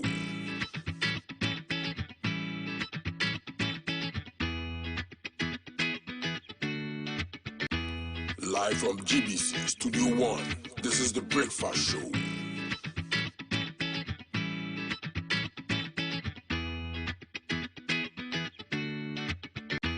Live from GBC Studio 1, this is the Breakfast Show.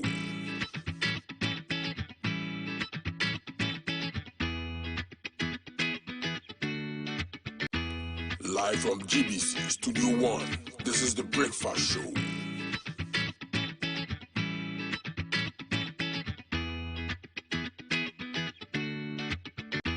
Live from GBC Studio 1, this is the Breakfast Show.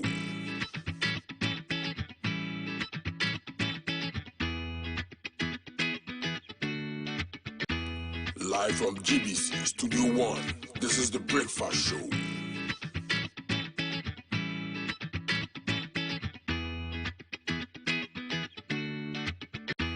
Live from GBC Studio 1, this is the Breakfast Show.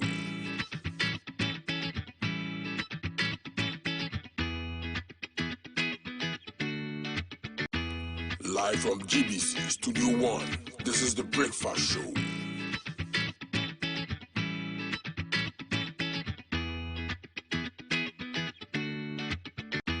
Live from GBC Studio 1, this is the Breakfast Show.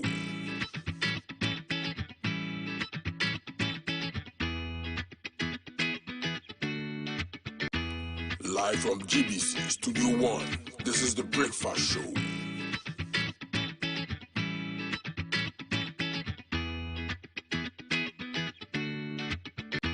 Live from GBC Studio 1, this is the Breakfast Show. I didn't see what the body gonna do. We go straight to stardom. And I gonna take you to the next level. Baby, oh yeah, yeah, yeah. Energy next level. Back, baby, oh yeah, yeah, yeah. I'll take you to the next level. Baby, oh yeah, yeah, yeah. I don't code next level. Excessive drinking can be detrimental to health. Not recommended for persons under 18 years, lactating mothers, pregnant women, and people sensitive to caffeine. This advertisement has been vetted and approved by the FDA.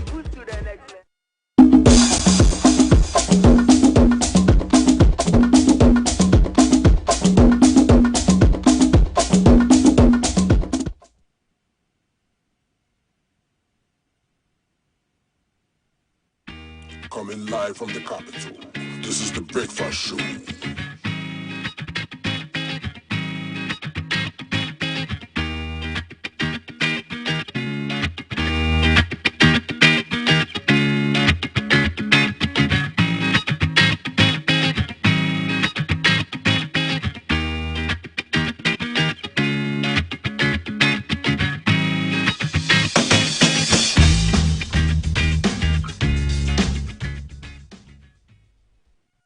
Hey, good to have you here. GTV Breakfast, 16th August 2021. Still to come, fitness with Val.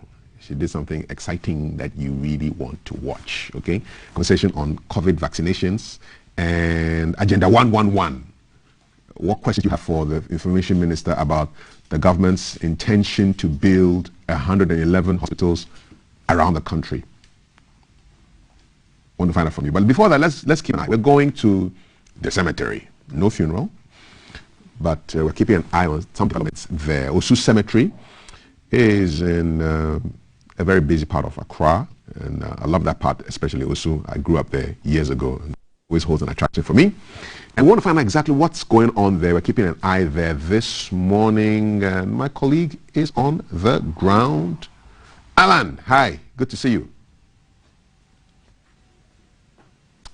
Hello. Alan, I understand you are keeping an eye on something happening around the Osu Cemetery. Hello.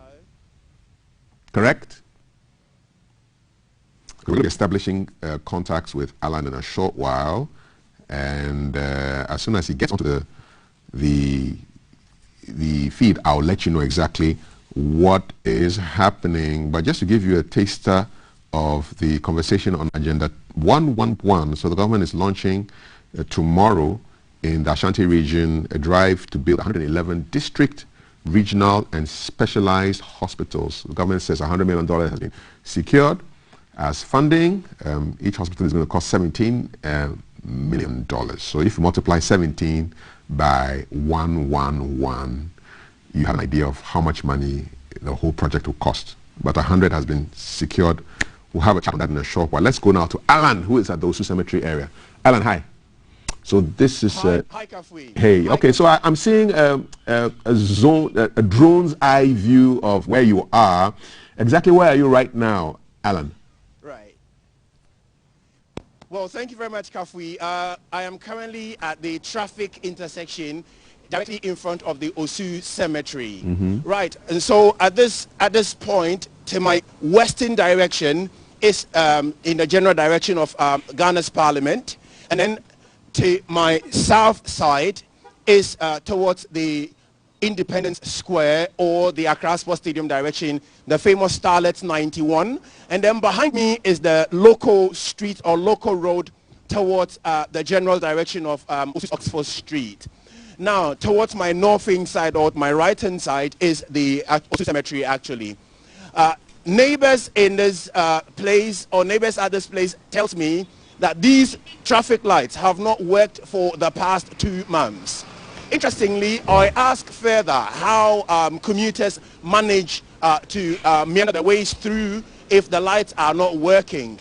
And some who agreed to speak to us and those who do not want to be on camera explained that it has been the case And at some point, young men who work in the cemetery would come out in the afternoon, during the afternoon rush, and take some control over the traffic signaling, and then help drivers or car users to find their way through. In fact, some of them explained the absence of the lights working had over sometimes caused accidents. And this, they explain, will sometimes lead motorists to engage in a certain argument as to whose fault it is that the accident had occurred. One of them who agreed to speak to me is Stephen. I'm going to go right and ask Stephen to join me and find out what has taken place. I must also inform you that Stephen had agreed to speak to us in the Ga dialect. And so when it's done, I'll give you a little summary of what he's actually giving to us. Stephen, good morning. Okay, traffic light ne bafe benye nani e tuning over 3 months in it. Bafe to 3 months. Well, 3 months then e tuning take driver for ke many for gbe mi fi oteni am use work be. Ni ne yoji ona ke fina kan small boys ko ba do bi am reflect am ji me na ma direct car say go che an le 1 cd. Ni many na mo ka reflector ha ma me dan cha me ahe low assembly ni ke ha me. Oh, normally am che yame reflector na me ba chun ni. E kan ba da machine te am fi ote mo ko me menyo low me te bon eja ke ko ko efi egbenta efi menyo am just am control car am stop o me go mo ko me lo un am stop ba go na ke bi e serious road ni onu pa e ho bi e always o sani bi e actually na police for come pony ke fe dum bi na ni stop car say shimugo ko ba dum bi say na che accident by junction dem ni ti junction na ni o say Kenya local road there no local road left side there mo ko je inale to bote outerly ne ke accident ba bi obi na serious road ni san wona police come pony ke traffic e chu no we say ba control car say de no fi anu e fi fan because bi na busy road ale no ye ni echu ni mokoba bia ke assemblyman lo meniko bi ene popa na no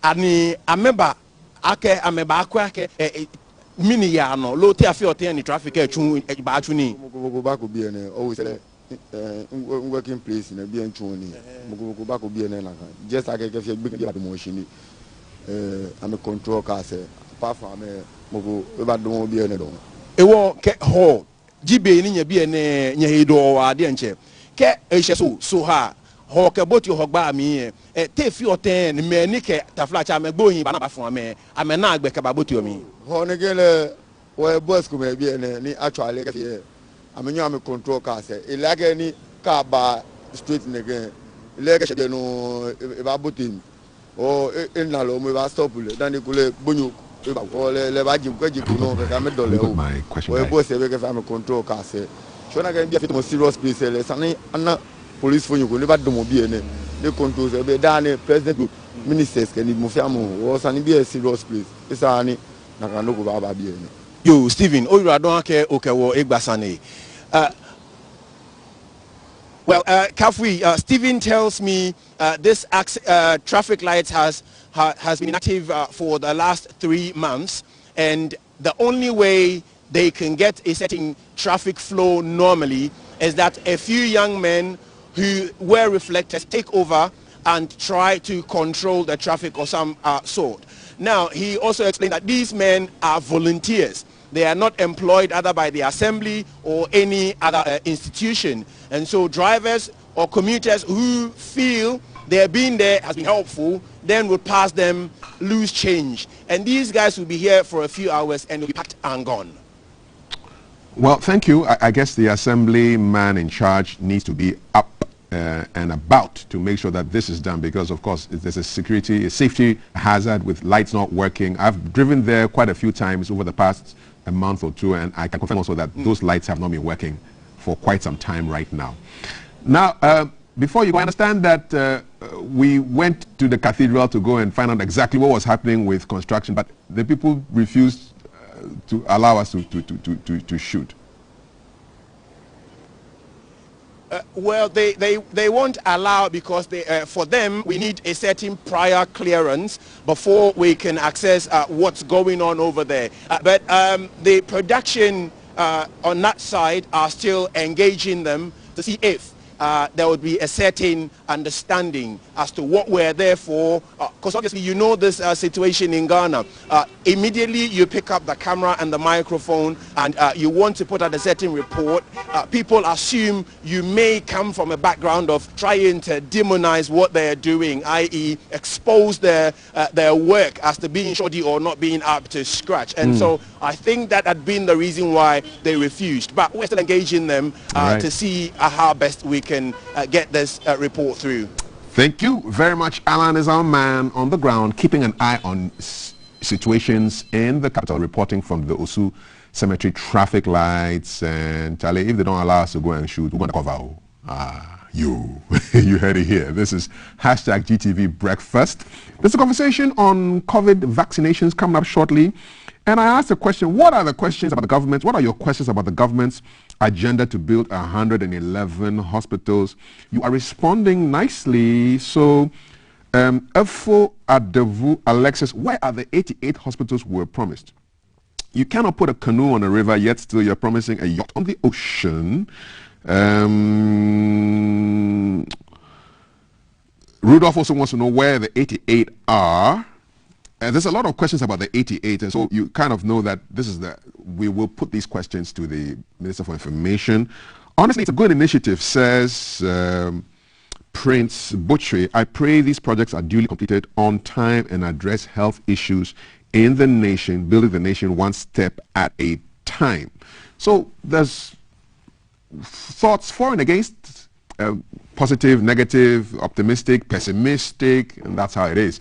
We'll put those questions to the Minister for Information during this show. Of course, watch out for the pocket-sized presenter who is going to tell us why it's important to be fit no matter your body size. All right, that's coming up on today's show. Don't go anywhere. This is hashtag GTV Breakfast. A better way to wake up in the morning. If there's one, let me know, because I think this is the best way. All right, stay with us. We'll be back shortly for more conversations. Live from GBC Studio 1, this is the Breakfast Show.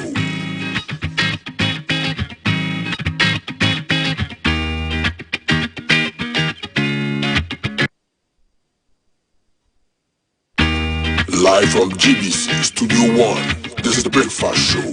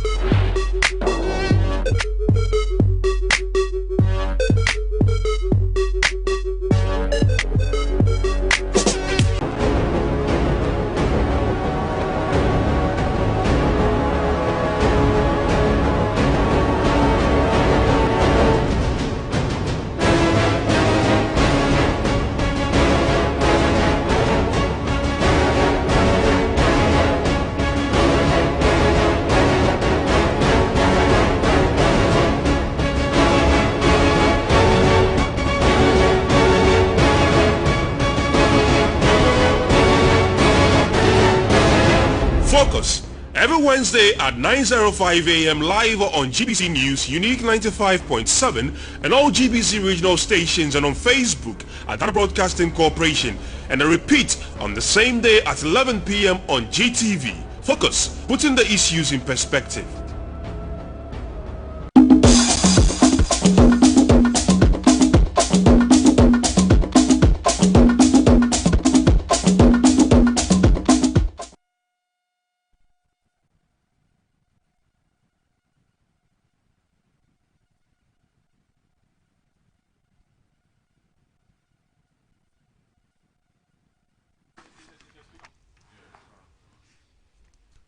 I can't hear him. Hello, Doc. Good morning.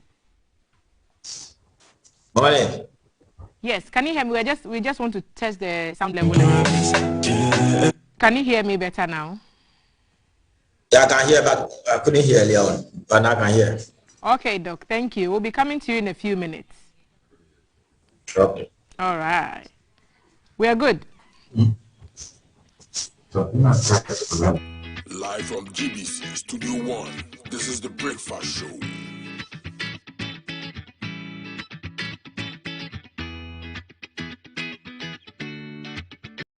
Coming live from the capital, this is the Breakfast Show.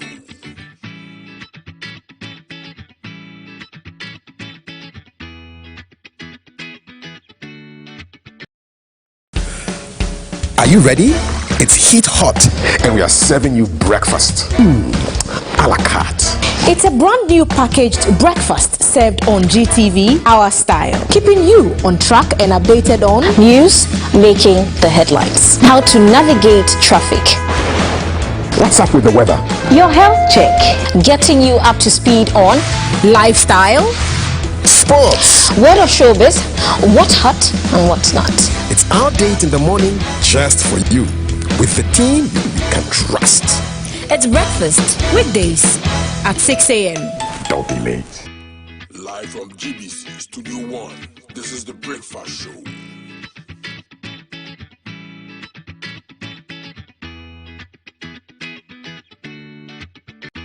Live from GBC Studio 1, this is the Breakfast Show.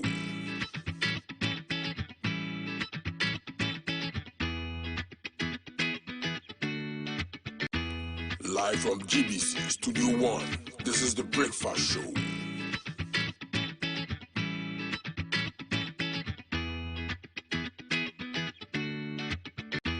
Live from GBC Studio 1, this is the Breakfast Show.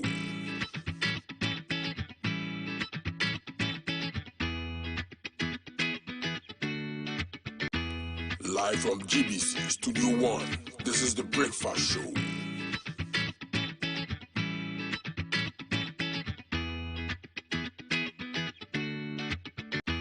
Live from GBC Studio 1, this is the Breakfast Show. It's hashtag GTV Breakfast, and we are serving you breakfast a la carte. You should be using the hashtag GTV Breakfast, following us on our social media handles on Facebook, on Instagram, on Twitter. Join us also on YouTube. And for this part of the conversation, we'll be focusing on the COVID-19 vaccination. And the Ghana Health Service has begun administering 177,600 doses of the Johnson & Johnson COVID-19 vaccine to people who are yet to receive a COVID-19 jab. It is the first batch of the Africa Union's Africa Vaccine Acquisition Trust AVAT initiative delivered to Ghana.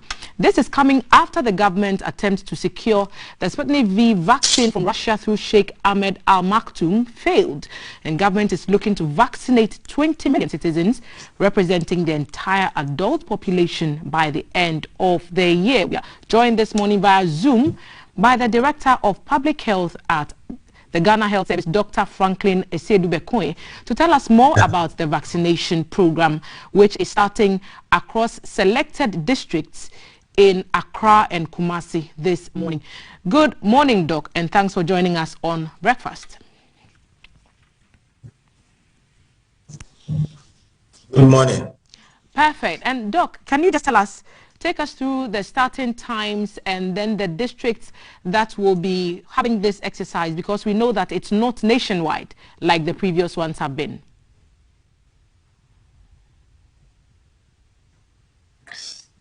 Thank you very much. So apparently, I think we received some doses of Johnson & Johnson. In total, we received 177,600 doses. About a week ago, and the idea is that because of the limited quantity, we decided to focus on our hotspots. So our hotspot is Greater Accra and Ashanti, and we decided to further drill down. So for this particular exercise, which is starting, let me say that Ashanti started on Friday, Accra, which is the majority, starting today. So we are covering 7 districts in Greater Accra and then 4 in Ashanti. At Greater Accra, we are covering Accra Metro, Ablekuma Central, Dan South, Tema Metro, Adenta, Okaiko North, and then Ponkatamasu. And then for Ashanti, we are covering Askwa, Kumasi Metro, Ofoikum, and Kwadasu. So in total, we are covering 11 districts.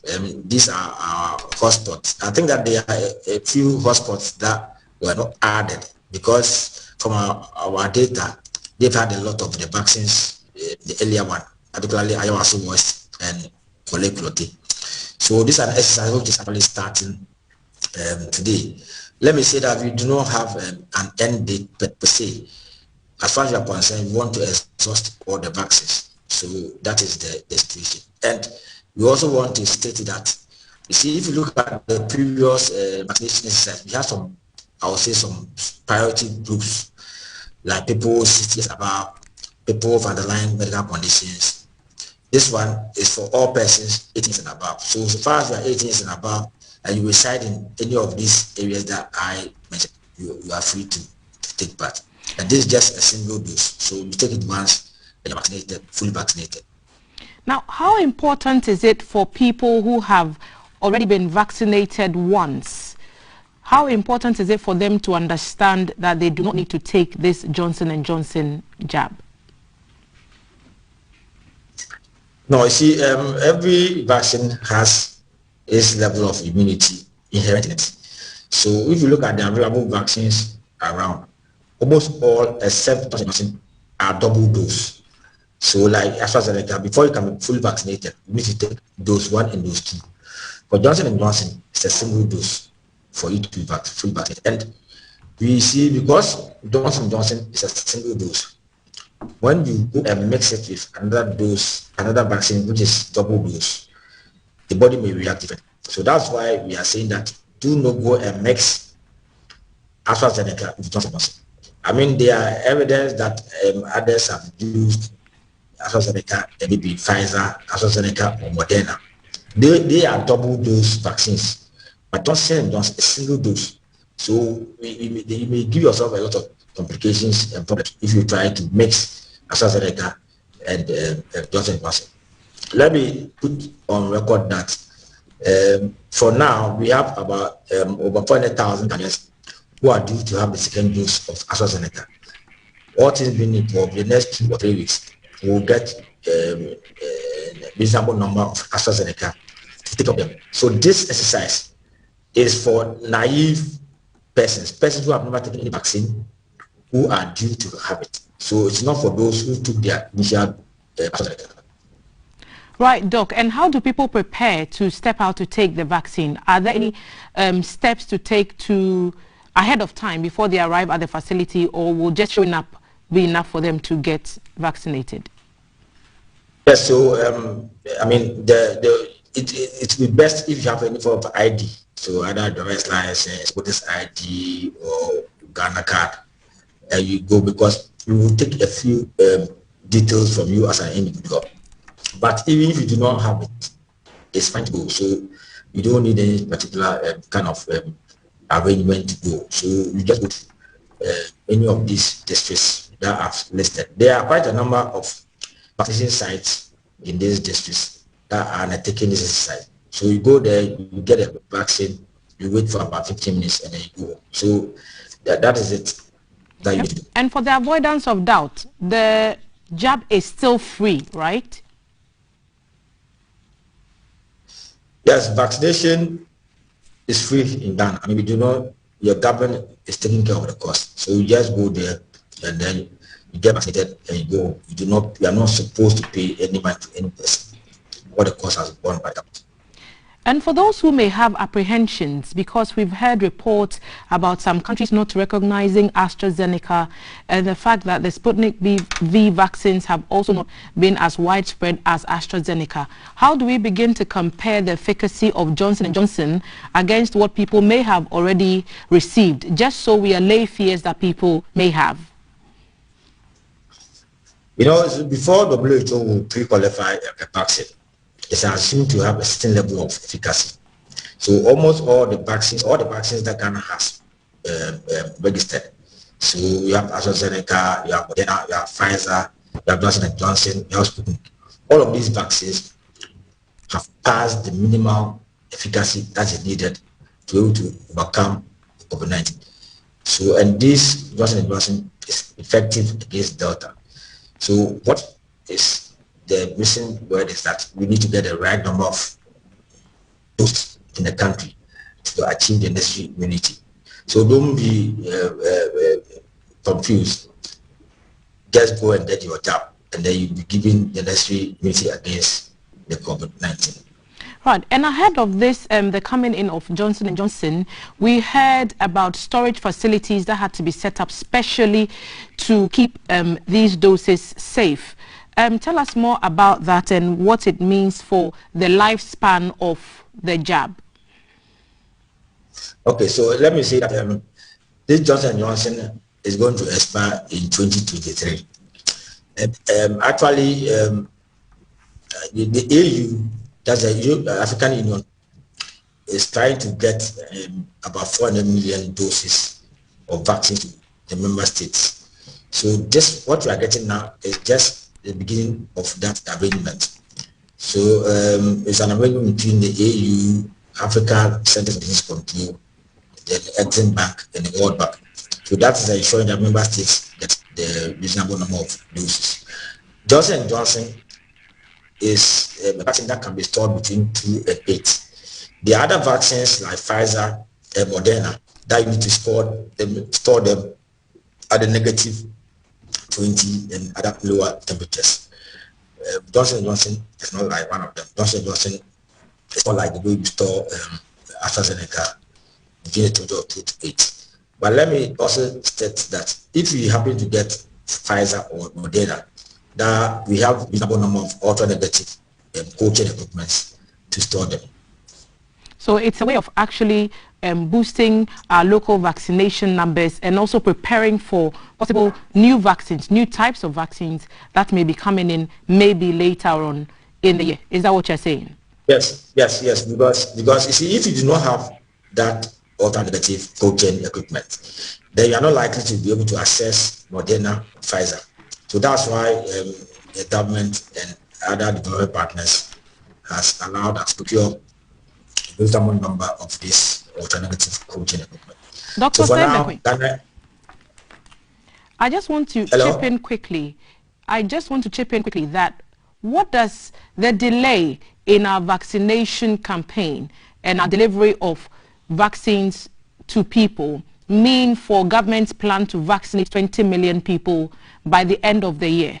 We are in the middle of August and we've still not reached up to about 2 million fully vaccinated Ghanaians. So how do we intend to make up for 18 million in about 4 months? Yes, so you see the vaccine market has actually changed. You know, when we started somewhere in late February, the idea was that we're going to have the right numbers, like maybe by now we have gotten about 10 million. But there's a lot of changes that have occurred. But what is good is that a lot of effort has been made to the regional levels. As I said, the AU through the ABAT facility is assuring member states of 400 million doses. And of that, Ghana is getting 70 million doses, J&J. So we have now gotten our first batch. The next few weeks, we'll get the next batch. I think that's about 500,000 doses. But let me say that it's going to stretch from 2021 to 2022. So though our target still remains at 20 million, it may go a little beyond it, but it's still on course that Ghanaians will be vaccinated. I'm not sure the number of Ghanaians that will be vaccinated by the end of the year, but our target still remains to get 20 million Ghanaians vaccinated. I want to also state that because now we have a reasonable number of the ultra-negative cold chain equipment, then we are now likely to access other vaccines which we will not be able to access, like Moderna and Pfizer. So we have now got an enhanced capacity than before. Right, and now because we also have you, there's an alert from the Ghana Health Service over the Marburg virus, which we are being told is equally as deadly as Ebola and even COVID-19. What critical information would you want the public to be aware of as we wrap up this interview? Yes, so let me say that Marburg and Ebola, they are in the same class viruses. We call them the filoviruses. So Marburg used to be more common in, let's say, East Africa and maybe Europe. And so just a few days ago, there's confirmation of Marburg in Guinea. So that's the first time that West Africa has actually recorded Marburg. So we actually alert. There are two. The alert covers two areas. One is a health worker, so that the case of Marburg. Because if you are a patient and you do not think about it, you cannot diagnose it. So we'll be given a kind of a case definition that clinicians will perform. We're also trying to get the regions to get their systems activated so that when you have meetings, you not always focus on coronavirus, but also have to think about Marburg.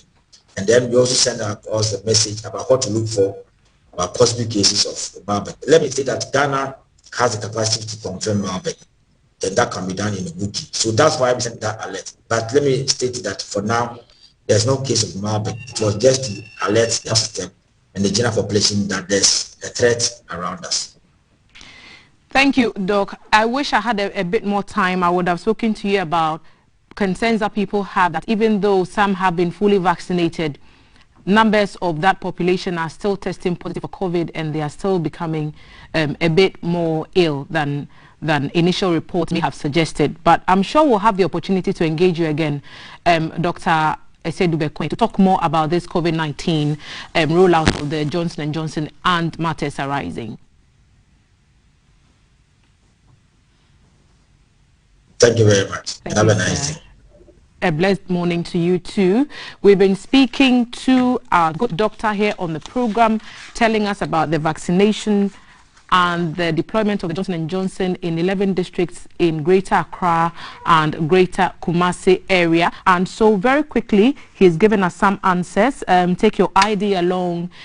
All persons 18 and over are eligible for the jab, so it's not limited to health workers and persons above 18. And he's saying that if you've already taken the first jab of AstraZeneca or Sputnik V, this vaccine is not for you. So another opportunity will come for you to get fully vaccinated, and he hopes that we can meet the target of 20 million vaccinations by the end of the year. Remember, you're watching #GTV Breakfast. We're seeing all your comments on Facebook especially, and we're loving all of them. Keep sending them in. Follow us on our social media handles, and we will read some of your comments as the time goes on. Right now, we have the Information Minister standing by to also update us on happenings on the governance front.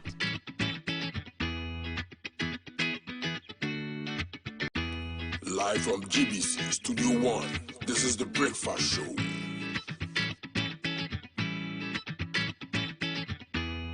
Coming live from the capital, this is the Breakfast Show.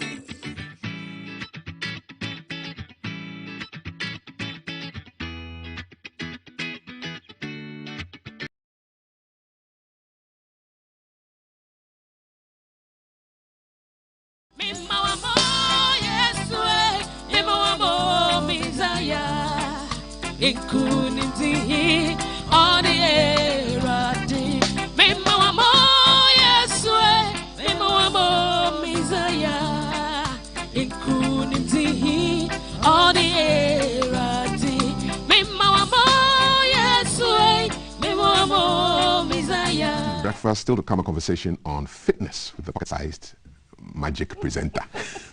But for now, we want to talk about Agenda 111. So the government has a very ambitious project to construct 111 hospitals. The hashtag is Agenda 111, trending all over social media. Set to commence tomorrow. Government is in its 2021 mid-year budget disclosed that the government has decided to execute the initiative in two phases. Now, the first phase is being with the processes completed with the second phase, involving the construction of 88 district hospitals. And tomorrow, the government will cut the sword for the commencement of this ambitious project. Joining us via Zoom is the Honourable Minister for Information, Joeboy, to tell us exactly what the whole Agenda 111 is all about. Good morning. Welcome to Breakfast.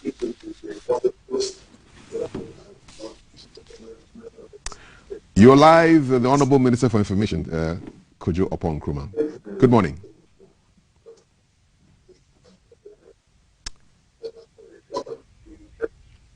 Thank you, Kafui. How are you doing? I'm great. Agenda 111 is supposed to be beginning tomorrow.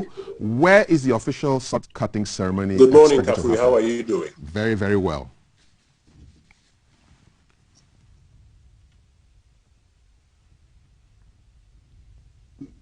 Okay, so we're fixing that delay.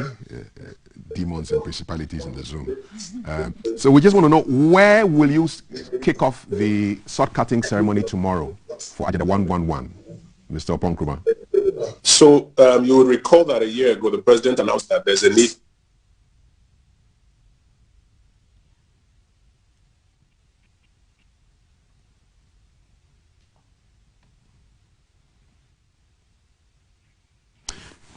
Yes, so the drama is intentional. We just want to know where the sod cutting ceremony will be taking place and which districts are going to be benefiting from the Agenda 111 project kicking off tomorrow.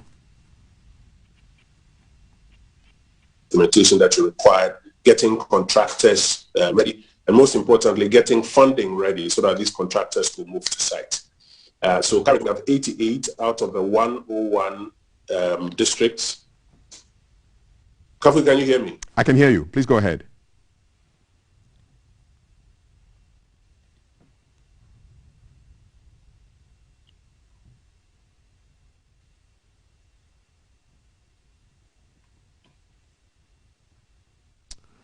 Okay, so yes, indeed.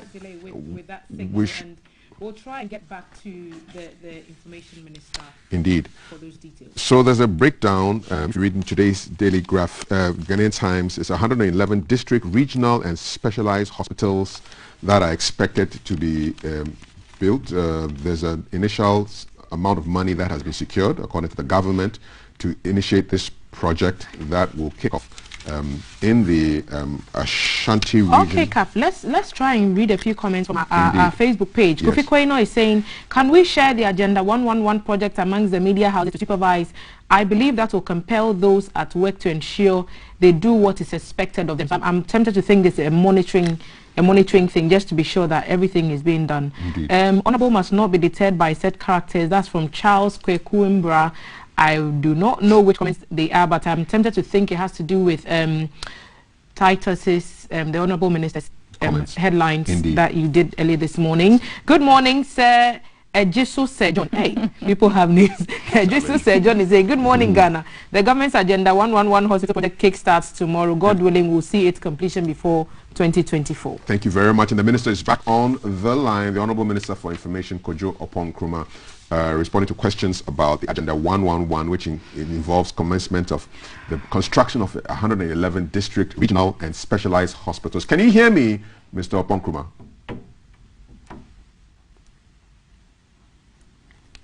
Aimed at preparing for what's going to happen tomorrow. So parcels of land have been secured, about 88 of them out of the 101 district sites. Contractors have been contracted. Mobilization funding has been made available to them. About $100 million has been made available for commencement funding. And so what is happening tomorrow is not a sword cutting. What is happening tomorrow is that work is commencing tomorrow. And the president will be there to observe the commencement of works in Trede, in the Ashanti region.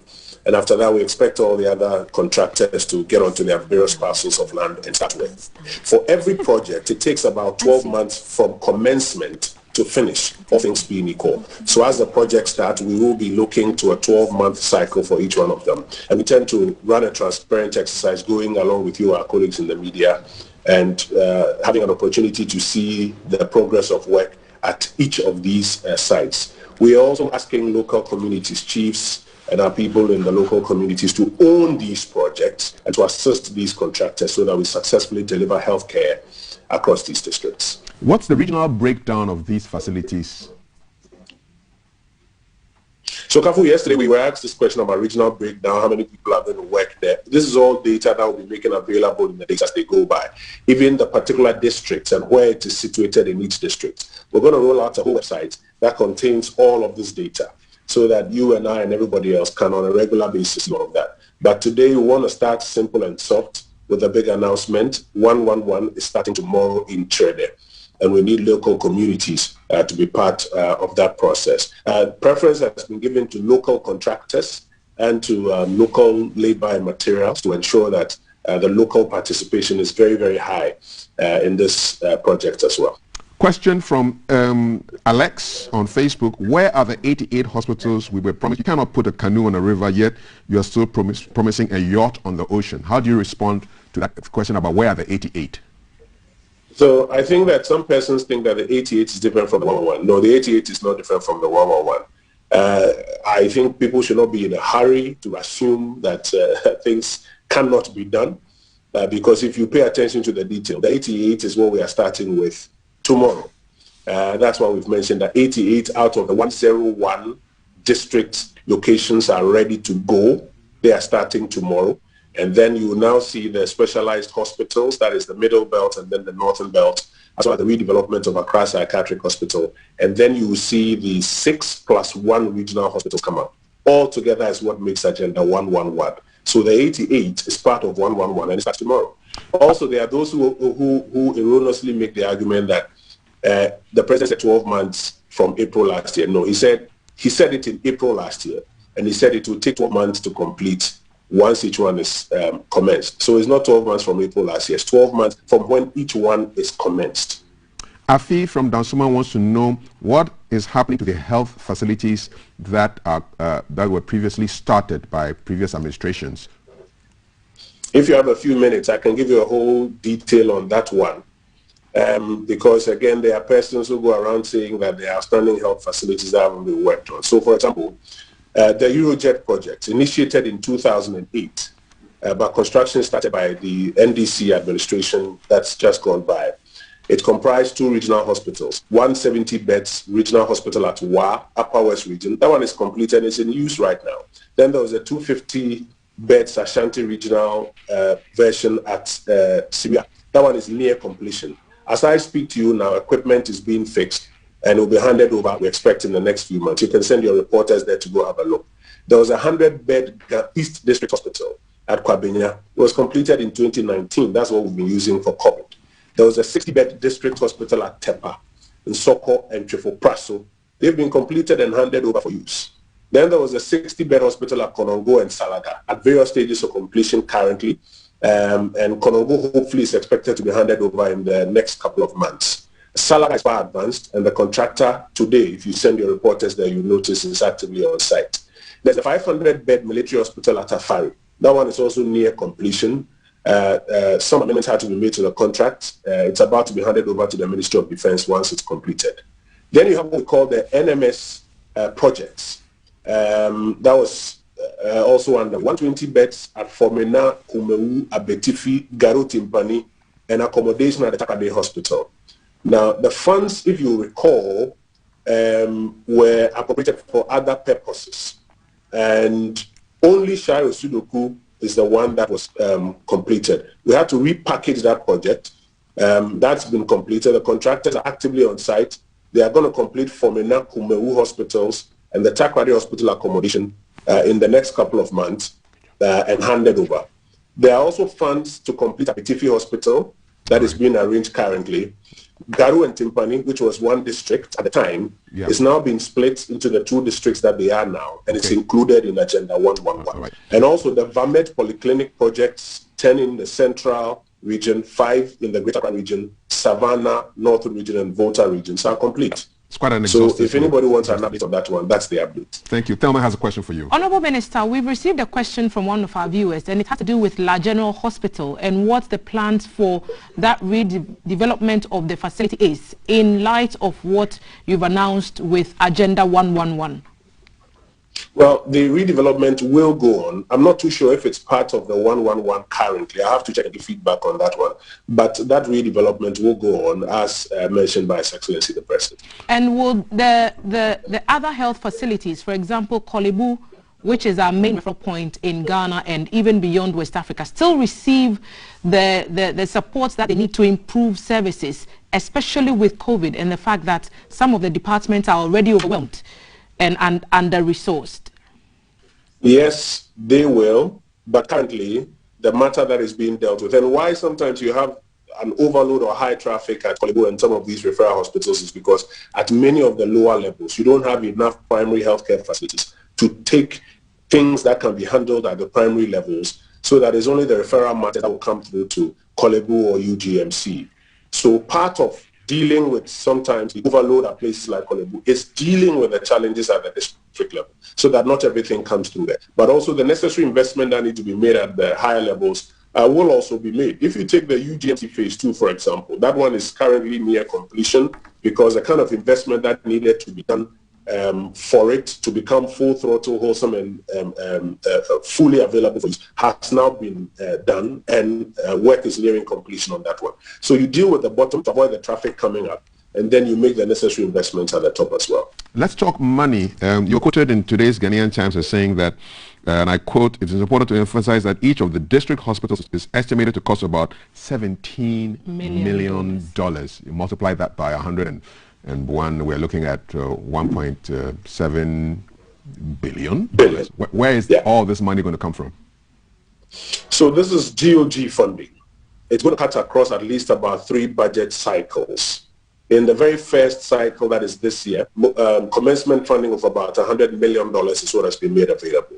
You will notice that in cycle 2, cycle 3, that is the 2022, 2023, and then 2023 and 2024 budget cycles, further funding will be made available so that contractors, as they work and their works are certified, will get paid through those budget cycles. So this is a multi-year commitment. It is not expected that 100 million will finish it. No, it's only commencement funding, and our expectation is that the next 2 budget cycles will complete the payments. When are you expected to end with the construction of all these hospitals?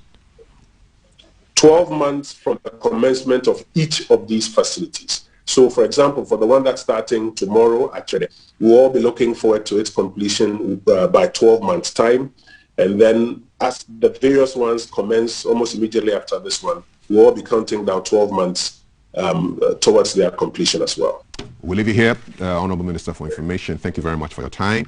He's talking to us about the Agenda 111, where the government is expected to build 111 hospitals across districts, regions, including specialized hospitals as well.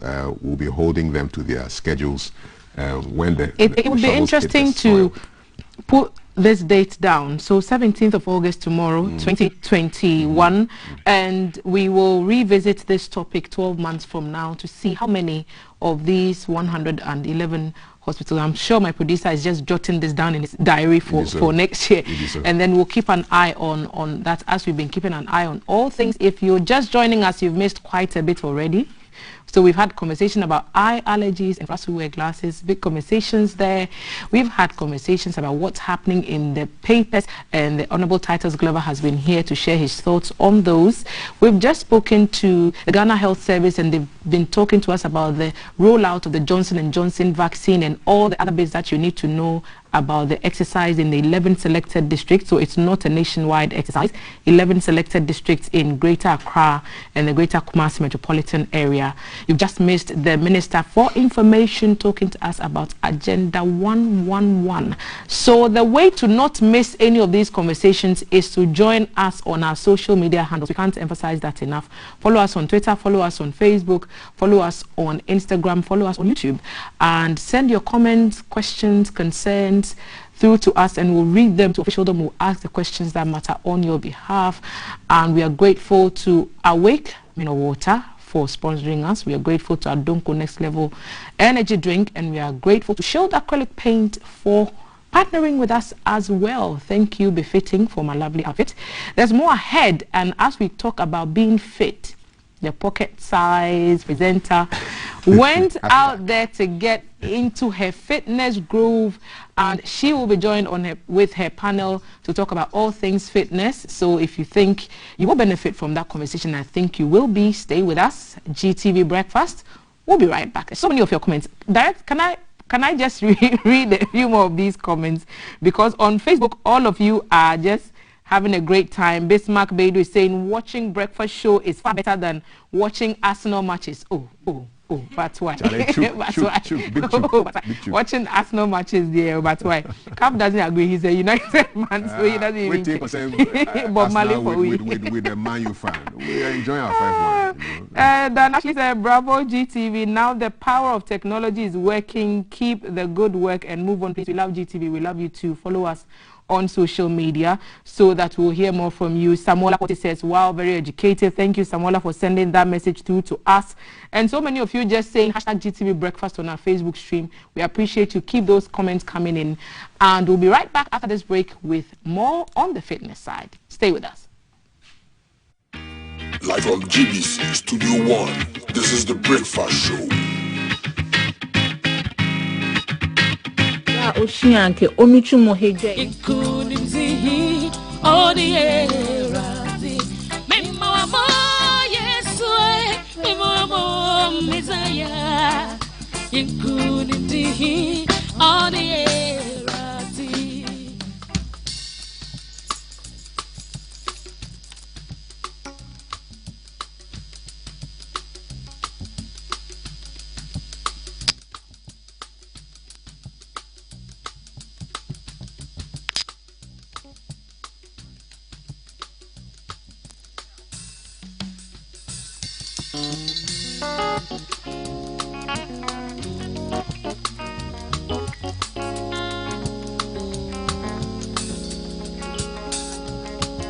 I don't look like what I have been through. You turn my pit into a well. So the essence of my praise is centered on your grace. I don't.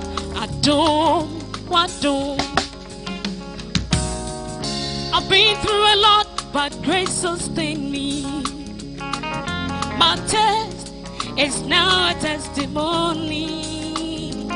So the essence of my praise is centered on your grace. I don't. It was you, my lawyer in the courtroom. It was you, my soldier on that battlefield. So the essence of my praise is centered on your grace. I don't. Oh, I do more, yummy. I don't want to know it's your sin.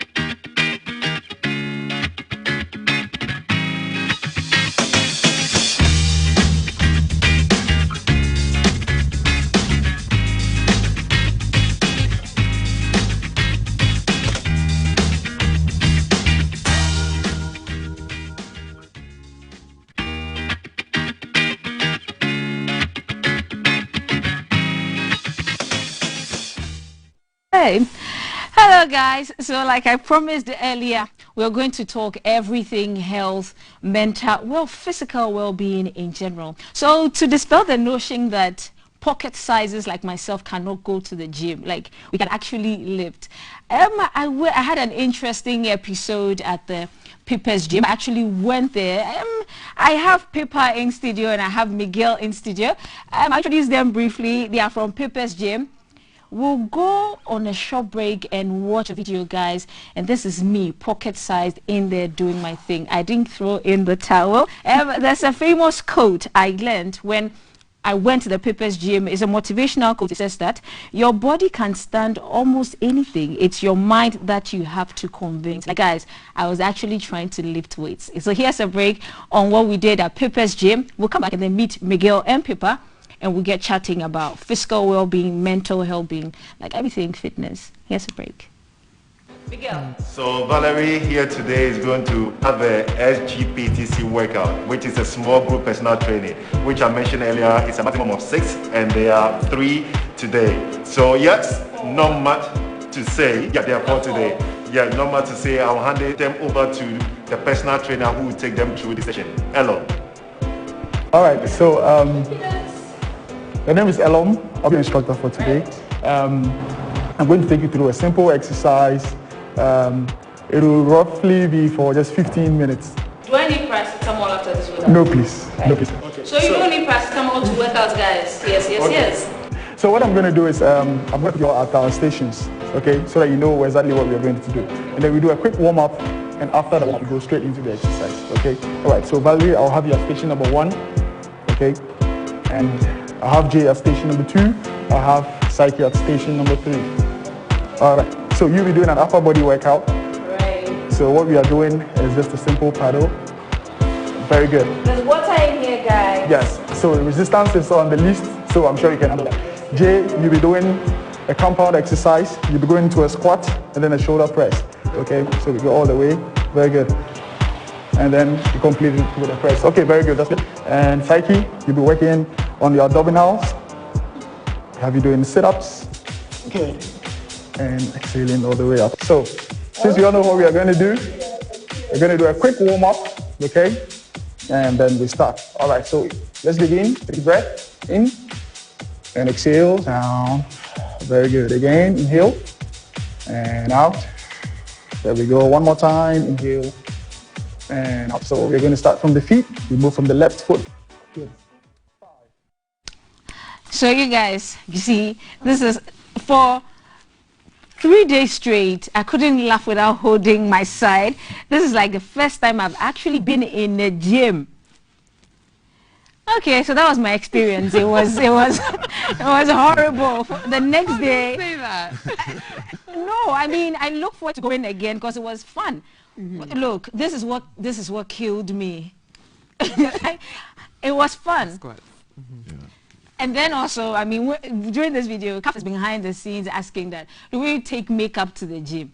Please, please, please. This is a disclaimer. I did not go to the gym in makeup. I left the office, and so we had to go like that to film. Pepper, welcome to the studios of GTV. Officially welcome to the show. This is GTV, hashtag GTV Breakfast on all social media handles. And Miguel. Hi, Valerie. Right. So can we, before we get into the conversation, can we talk about makeup and exercise and going to the gym in makeup? Guys, this is a disclaimer. I intentionally did not go to the gym with makeup. So No. Pippa, tell us, it's not good to go to the gym in makeup, is it? No, it's not advisable. Because first of all, when you're exercising, your body cools itself by what? Perspiring, sweating. Yes, when you sweat. And when we sweat, the pores open, and whatever is on the surface of the skin goes back into the skin. Exactly. So that's why clean faces, yeah. Right. So ladies, no makeup to the gym. Now let's talk about everybody can go to the gym. I mean, from the video, we can tell everybody can go to the gym. People go to the gym for various reasons. Yeah. Why was Pepper's set up? 25 years, right? Yeah. Okay, so tell us Yeah, how, 25 years ago this month, actually. Okay. And I set it up because it's a passion of mine. And when I arrived in Ghana, actually 32 years ago this month, I saw a niche for a very good health and fitness center, and to be part of the community really, and promoting health and fitness for not just the reasons as you mentioned for losing weight. That is not one of the main reasons to go to a gym. You know, there are many other benefits. For example, psychologically, to improve our mental health, to boost our immune system when the physical body is in its optimum level of health and wellness. We all know, the studies show, that the immune system is operating at a high level.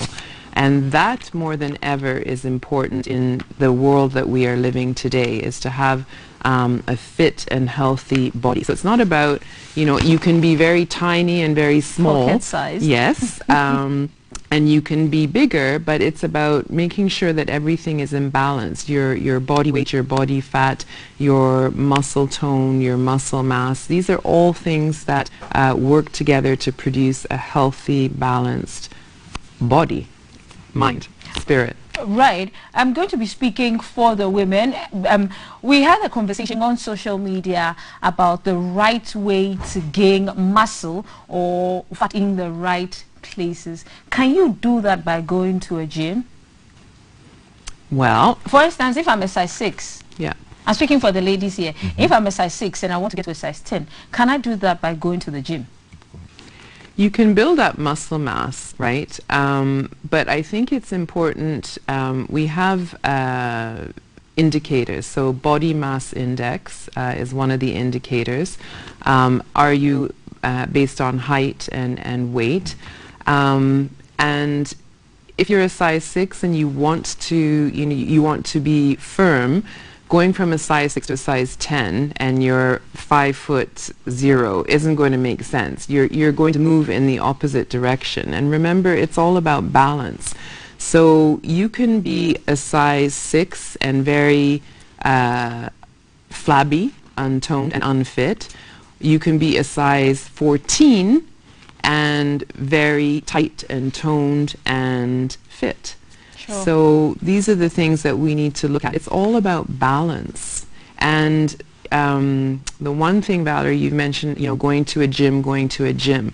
Really, the message is about, it's about keeping healthy and moving. A gym, I mean, dare I say it, not everybody belongs in a gym. Say that again, please. I don't know if I should. Say that again, please. Not everybody belongs in a gym. It's about finding the thing that ignites your fire, about keeping you moving, keeping you healthy. For me, it's the gym. And what goes on in the gym and the sense of community that is in the gym. So, you know, it's not that I come into the gym or our members come into the gym and we're just lifting weights, pumping iron. No. It's a lifestyle. So we offer so many different things. We offer spinning classes. We offer body pump classes. Yes, there's the gym with the weights. There's one for children. Our tumble tots, exactly. To share, yes. So we have our 1, 2, and 3-year-olds that come in and we set up the studio with the soft play equipment. That I started for my daughter when she was, how old was she? She was just born, actually, so 25 years ago. Right. And so we have activities for children, the Taekwondo, we have the Royal Academy School of Dance, we have acro, which is gymnastics, and then we have, you know, the yoga classes, and so it's about finding what you like. Some people prefer to exercise outdoors, so they go for runs or cycles, and that's absolutely fine. But the message is, find something to keep your body moving. Sure. Yeah, and just to add to that, yeah, so Peppers is for the family. So like you rightly mentioned, we start right from tumble tot, and it's a lifestyle. So you get the kids in playing with soft toys in that environment, they grow, then we get them to do dance, different kinds of dance, ballet, acro, as she mentioned, then you move to Taekwondo.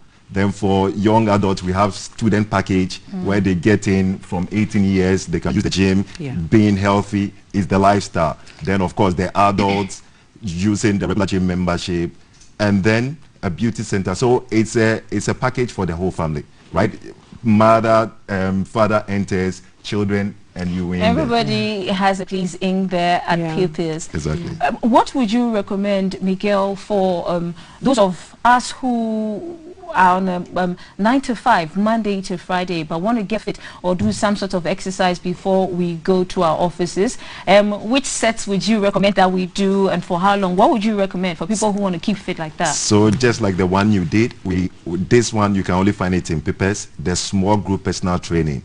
we have this room set up, the power zone room, where unlike the traditional metal weight equipment, this one use water. That's water the one, basic. yes, everything in there. And we have water, we've designed it where we have upper body, lower body, midsection, full body workout, and it's for only 30 minutes.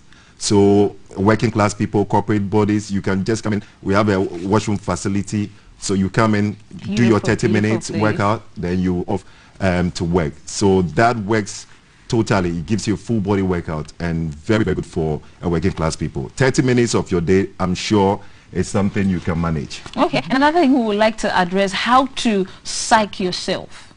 When you wake up in the morning, you're all about mental and physical well-being. How do you psych yourself in the morning before you go to work? Assuming you don't want to exercise, but you want to exercise your brain, challenge. So it's a challenge, yes. That's on screen now is at Upbeat.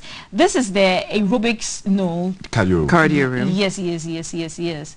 So this is where we learn that there are different parts. You have to exercise all the parts of your body. So we have cardio, we have upper body. We have the strength room, cardio. Yes, working on your cardiovascular. This is a really, really nice. I mean, I wasn't enthused in the beginning, but I could tell until you decided to go and change. Until you decided to go and change yourself. No way. I saw the machine and everything. I was so intimidated. I said, no, there's no way I'm going to do anything. But once Miguel walked us through, before we got to the personal body workout room, I was a bit calm and relaxed, and actually looking forward to going to exercise. Okay, so do we just walk in to Peppers? How do we go about membership? So just going back to your previous point, the most difficult thing is making up your mind to make the change. So once the mind is made up about wanting to embark on the journey of a healthier lifestyle, everything else will fall in place. You'll find the right exercises, you'll find the right personal trainer, and it will all fall in place. So it's making up the mind first. Once the mind is set, then to make the changes, then everything else will follow. So coming back to the gym, yes, anybody can walk into the gym, and one of the things I'm very proud of is the fact that anybody who has walked into the gym and really wanted to become a member has never been turned away at the door. We find some way to work out a package that works for them, and Miguel is a witness to that, because Miguel has worked for us, with us in the business. He's the rock of the business, and has been with us for Thank you, Miguel. 18 years now. 18 years. Wow. And now we're 25. And now we're 25. Yeah. Okay, now let's talk again about a pandemic. We are finding ways of battling it, and we do know that exercising, from your own words, is one of the ways where we can boost our immune system. What are your thoughts about exercising during this whole pandemic, not just for adults but for teens and even children? Yeah, extremely important. And I think the whole pandemic has forced us to look at health and fitness differently. Number one, when we were forced to go into the lockdown, and rightly so, this had an effect on emotional and mental health, and also exercise, fitness, physical health. So extremely important to continue exercising. So when we were, forced to close down the gym, it was important to find different things to keep yourself active and moving at home or wherever you found yourself. And in this amazing world of technology, we were able to have our personal trainers at home. I was at home. We were all making videos and then sending it out to our database so that we still kept the Pippa's family together through social media, through the internet. But the important thing is not stopping. It has to become part of your lifestyle. Not stopping. That's what I am taking home with me. Not stopping. So we are 25 years. Pippa's is 25 years. What are some of the highlights to celebrate 25 years in existence. So before we even go to that, in regards to the pandemic, of course, now people kind of worried going back to the gym.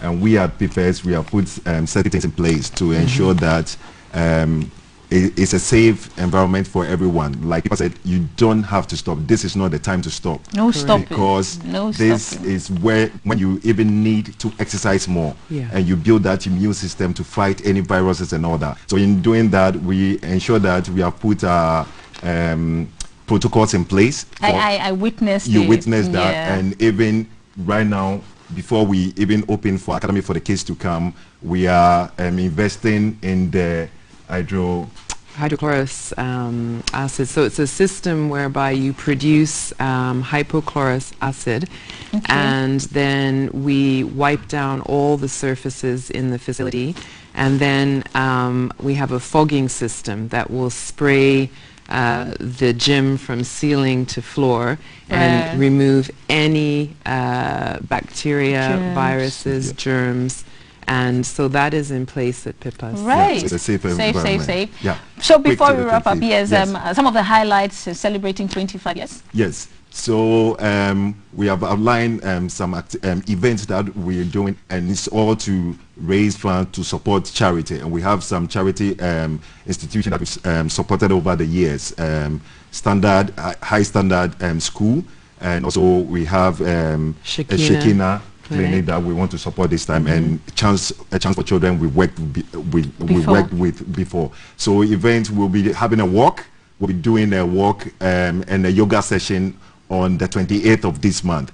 And from now till the end of the year, every month we have something going. So yes, we want to invite people to come along to help support, as well as our clients and even non-members to join as well. And also to thank our sponsors. And we are asking people to come and support so that we're able to raise to help this charity. So we thank Electroland, Ghana Limited, and then Coral Paints. So which of you allowed Valerie to work out in full makeup and her hair? So you missed our earlier conversation. Our earlier conversation, Pippa addressed it, says that you should not go to the gym with makeup because your pores open up. Was she fined for breaking? I didn't know. She came from work. Thank you. So that's in my defense. Yes, exactly. Thank you, Gavin. No, but it looks on her like she wasn't even put through her paces. How can you wear? If you probably worked out, all that makeup would have come off. You clean your face. Let me see your muscles, the pocket size. Shelly, it's gonna come.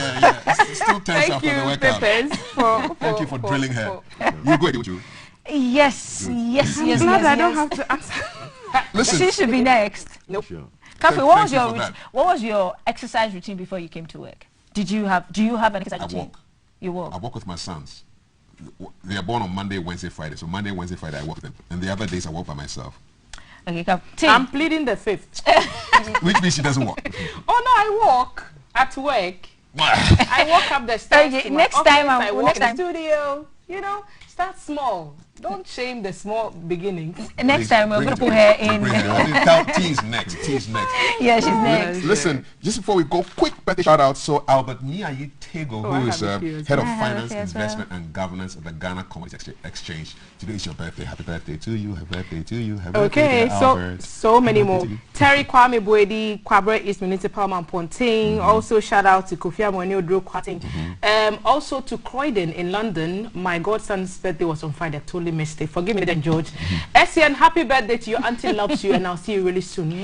Okay, so this is from Elom Bini. Elom Bini is he's a favorite on our set. It's Elom's son's birthday. His name is Aram Kamali Uncle Bini. He turns 2 today. Happy birthday to you. And let's just quickly wish all the WASI candidates very, very successful examination. The WASI is starting today. Goodwill message from the Education Minister, and he's saying, my dear WASI candidates, as you start examinations today across all regions of the country, I wish to see you excel. After all your hard work over the past few years, your teachers have contributed their quota by imparting a great volume of knowledge in you, and you have also burned the midnight oil for this day. Now is your time to go and write for victory. Go ahead and excel. I wish you all the best. So that's from Education Minister, and from all of us here at GBC as well. We are wishing all the candidates a successful exam, and we hope that you comply with all the protocols put in place And to so, make this. a big shout out to our international producer. She brought us a treat this morning, responsible for how pecky we look. And to Yasmin and Iris, you're watching us from home, and you say that they said you're going to come to the gym. So Iris and Yasmin. Okay, I'm going to end with our proverb. We have a proverb. We always end with a proverb.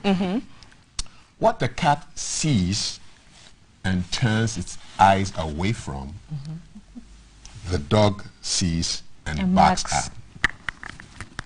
Say it again. What the cat sees and turns its eyes away from, the dog sees and barks. That's it. That's our show, okay? Hashtag GTV Breakfast. GTV Breakfast. Thank you, guys. Thank you all for watching us. Hey, what kind of cat is this? No. Nah. Okay, I'll back for all of us. Woof. Okay. Thank you so much for joining us, and from all of you who watch us from beyond the shores of Ghana. Ora Kofi Hansen, thank you from South Africa. There's this guy, even in country, he always sends us messages on our Facebook stream, and he owns a furniture company. Tomorrow we'll give you a special shout. He's in a doom. Keep watching GTV Breakfast, and we'll come your way again. Go without saying thank you for those who made this possible. Adonko Next Level Energy Drink, Shield Acrylic Paint, and Awake Purified. See you guys. Bye-bye. Me happy to give you a paper, yeah. I'm addicted to you, and I don't know what to do. Show me that you want me. Show me that you need me. Tell me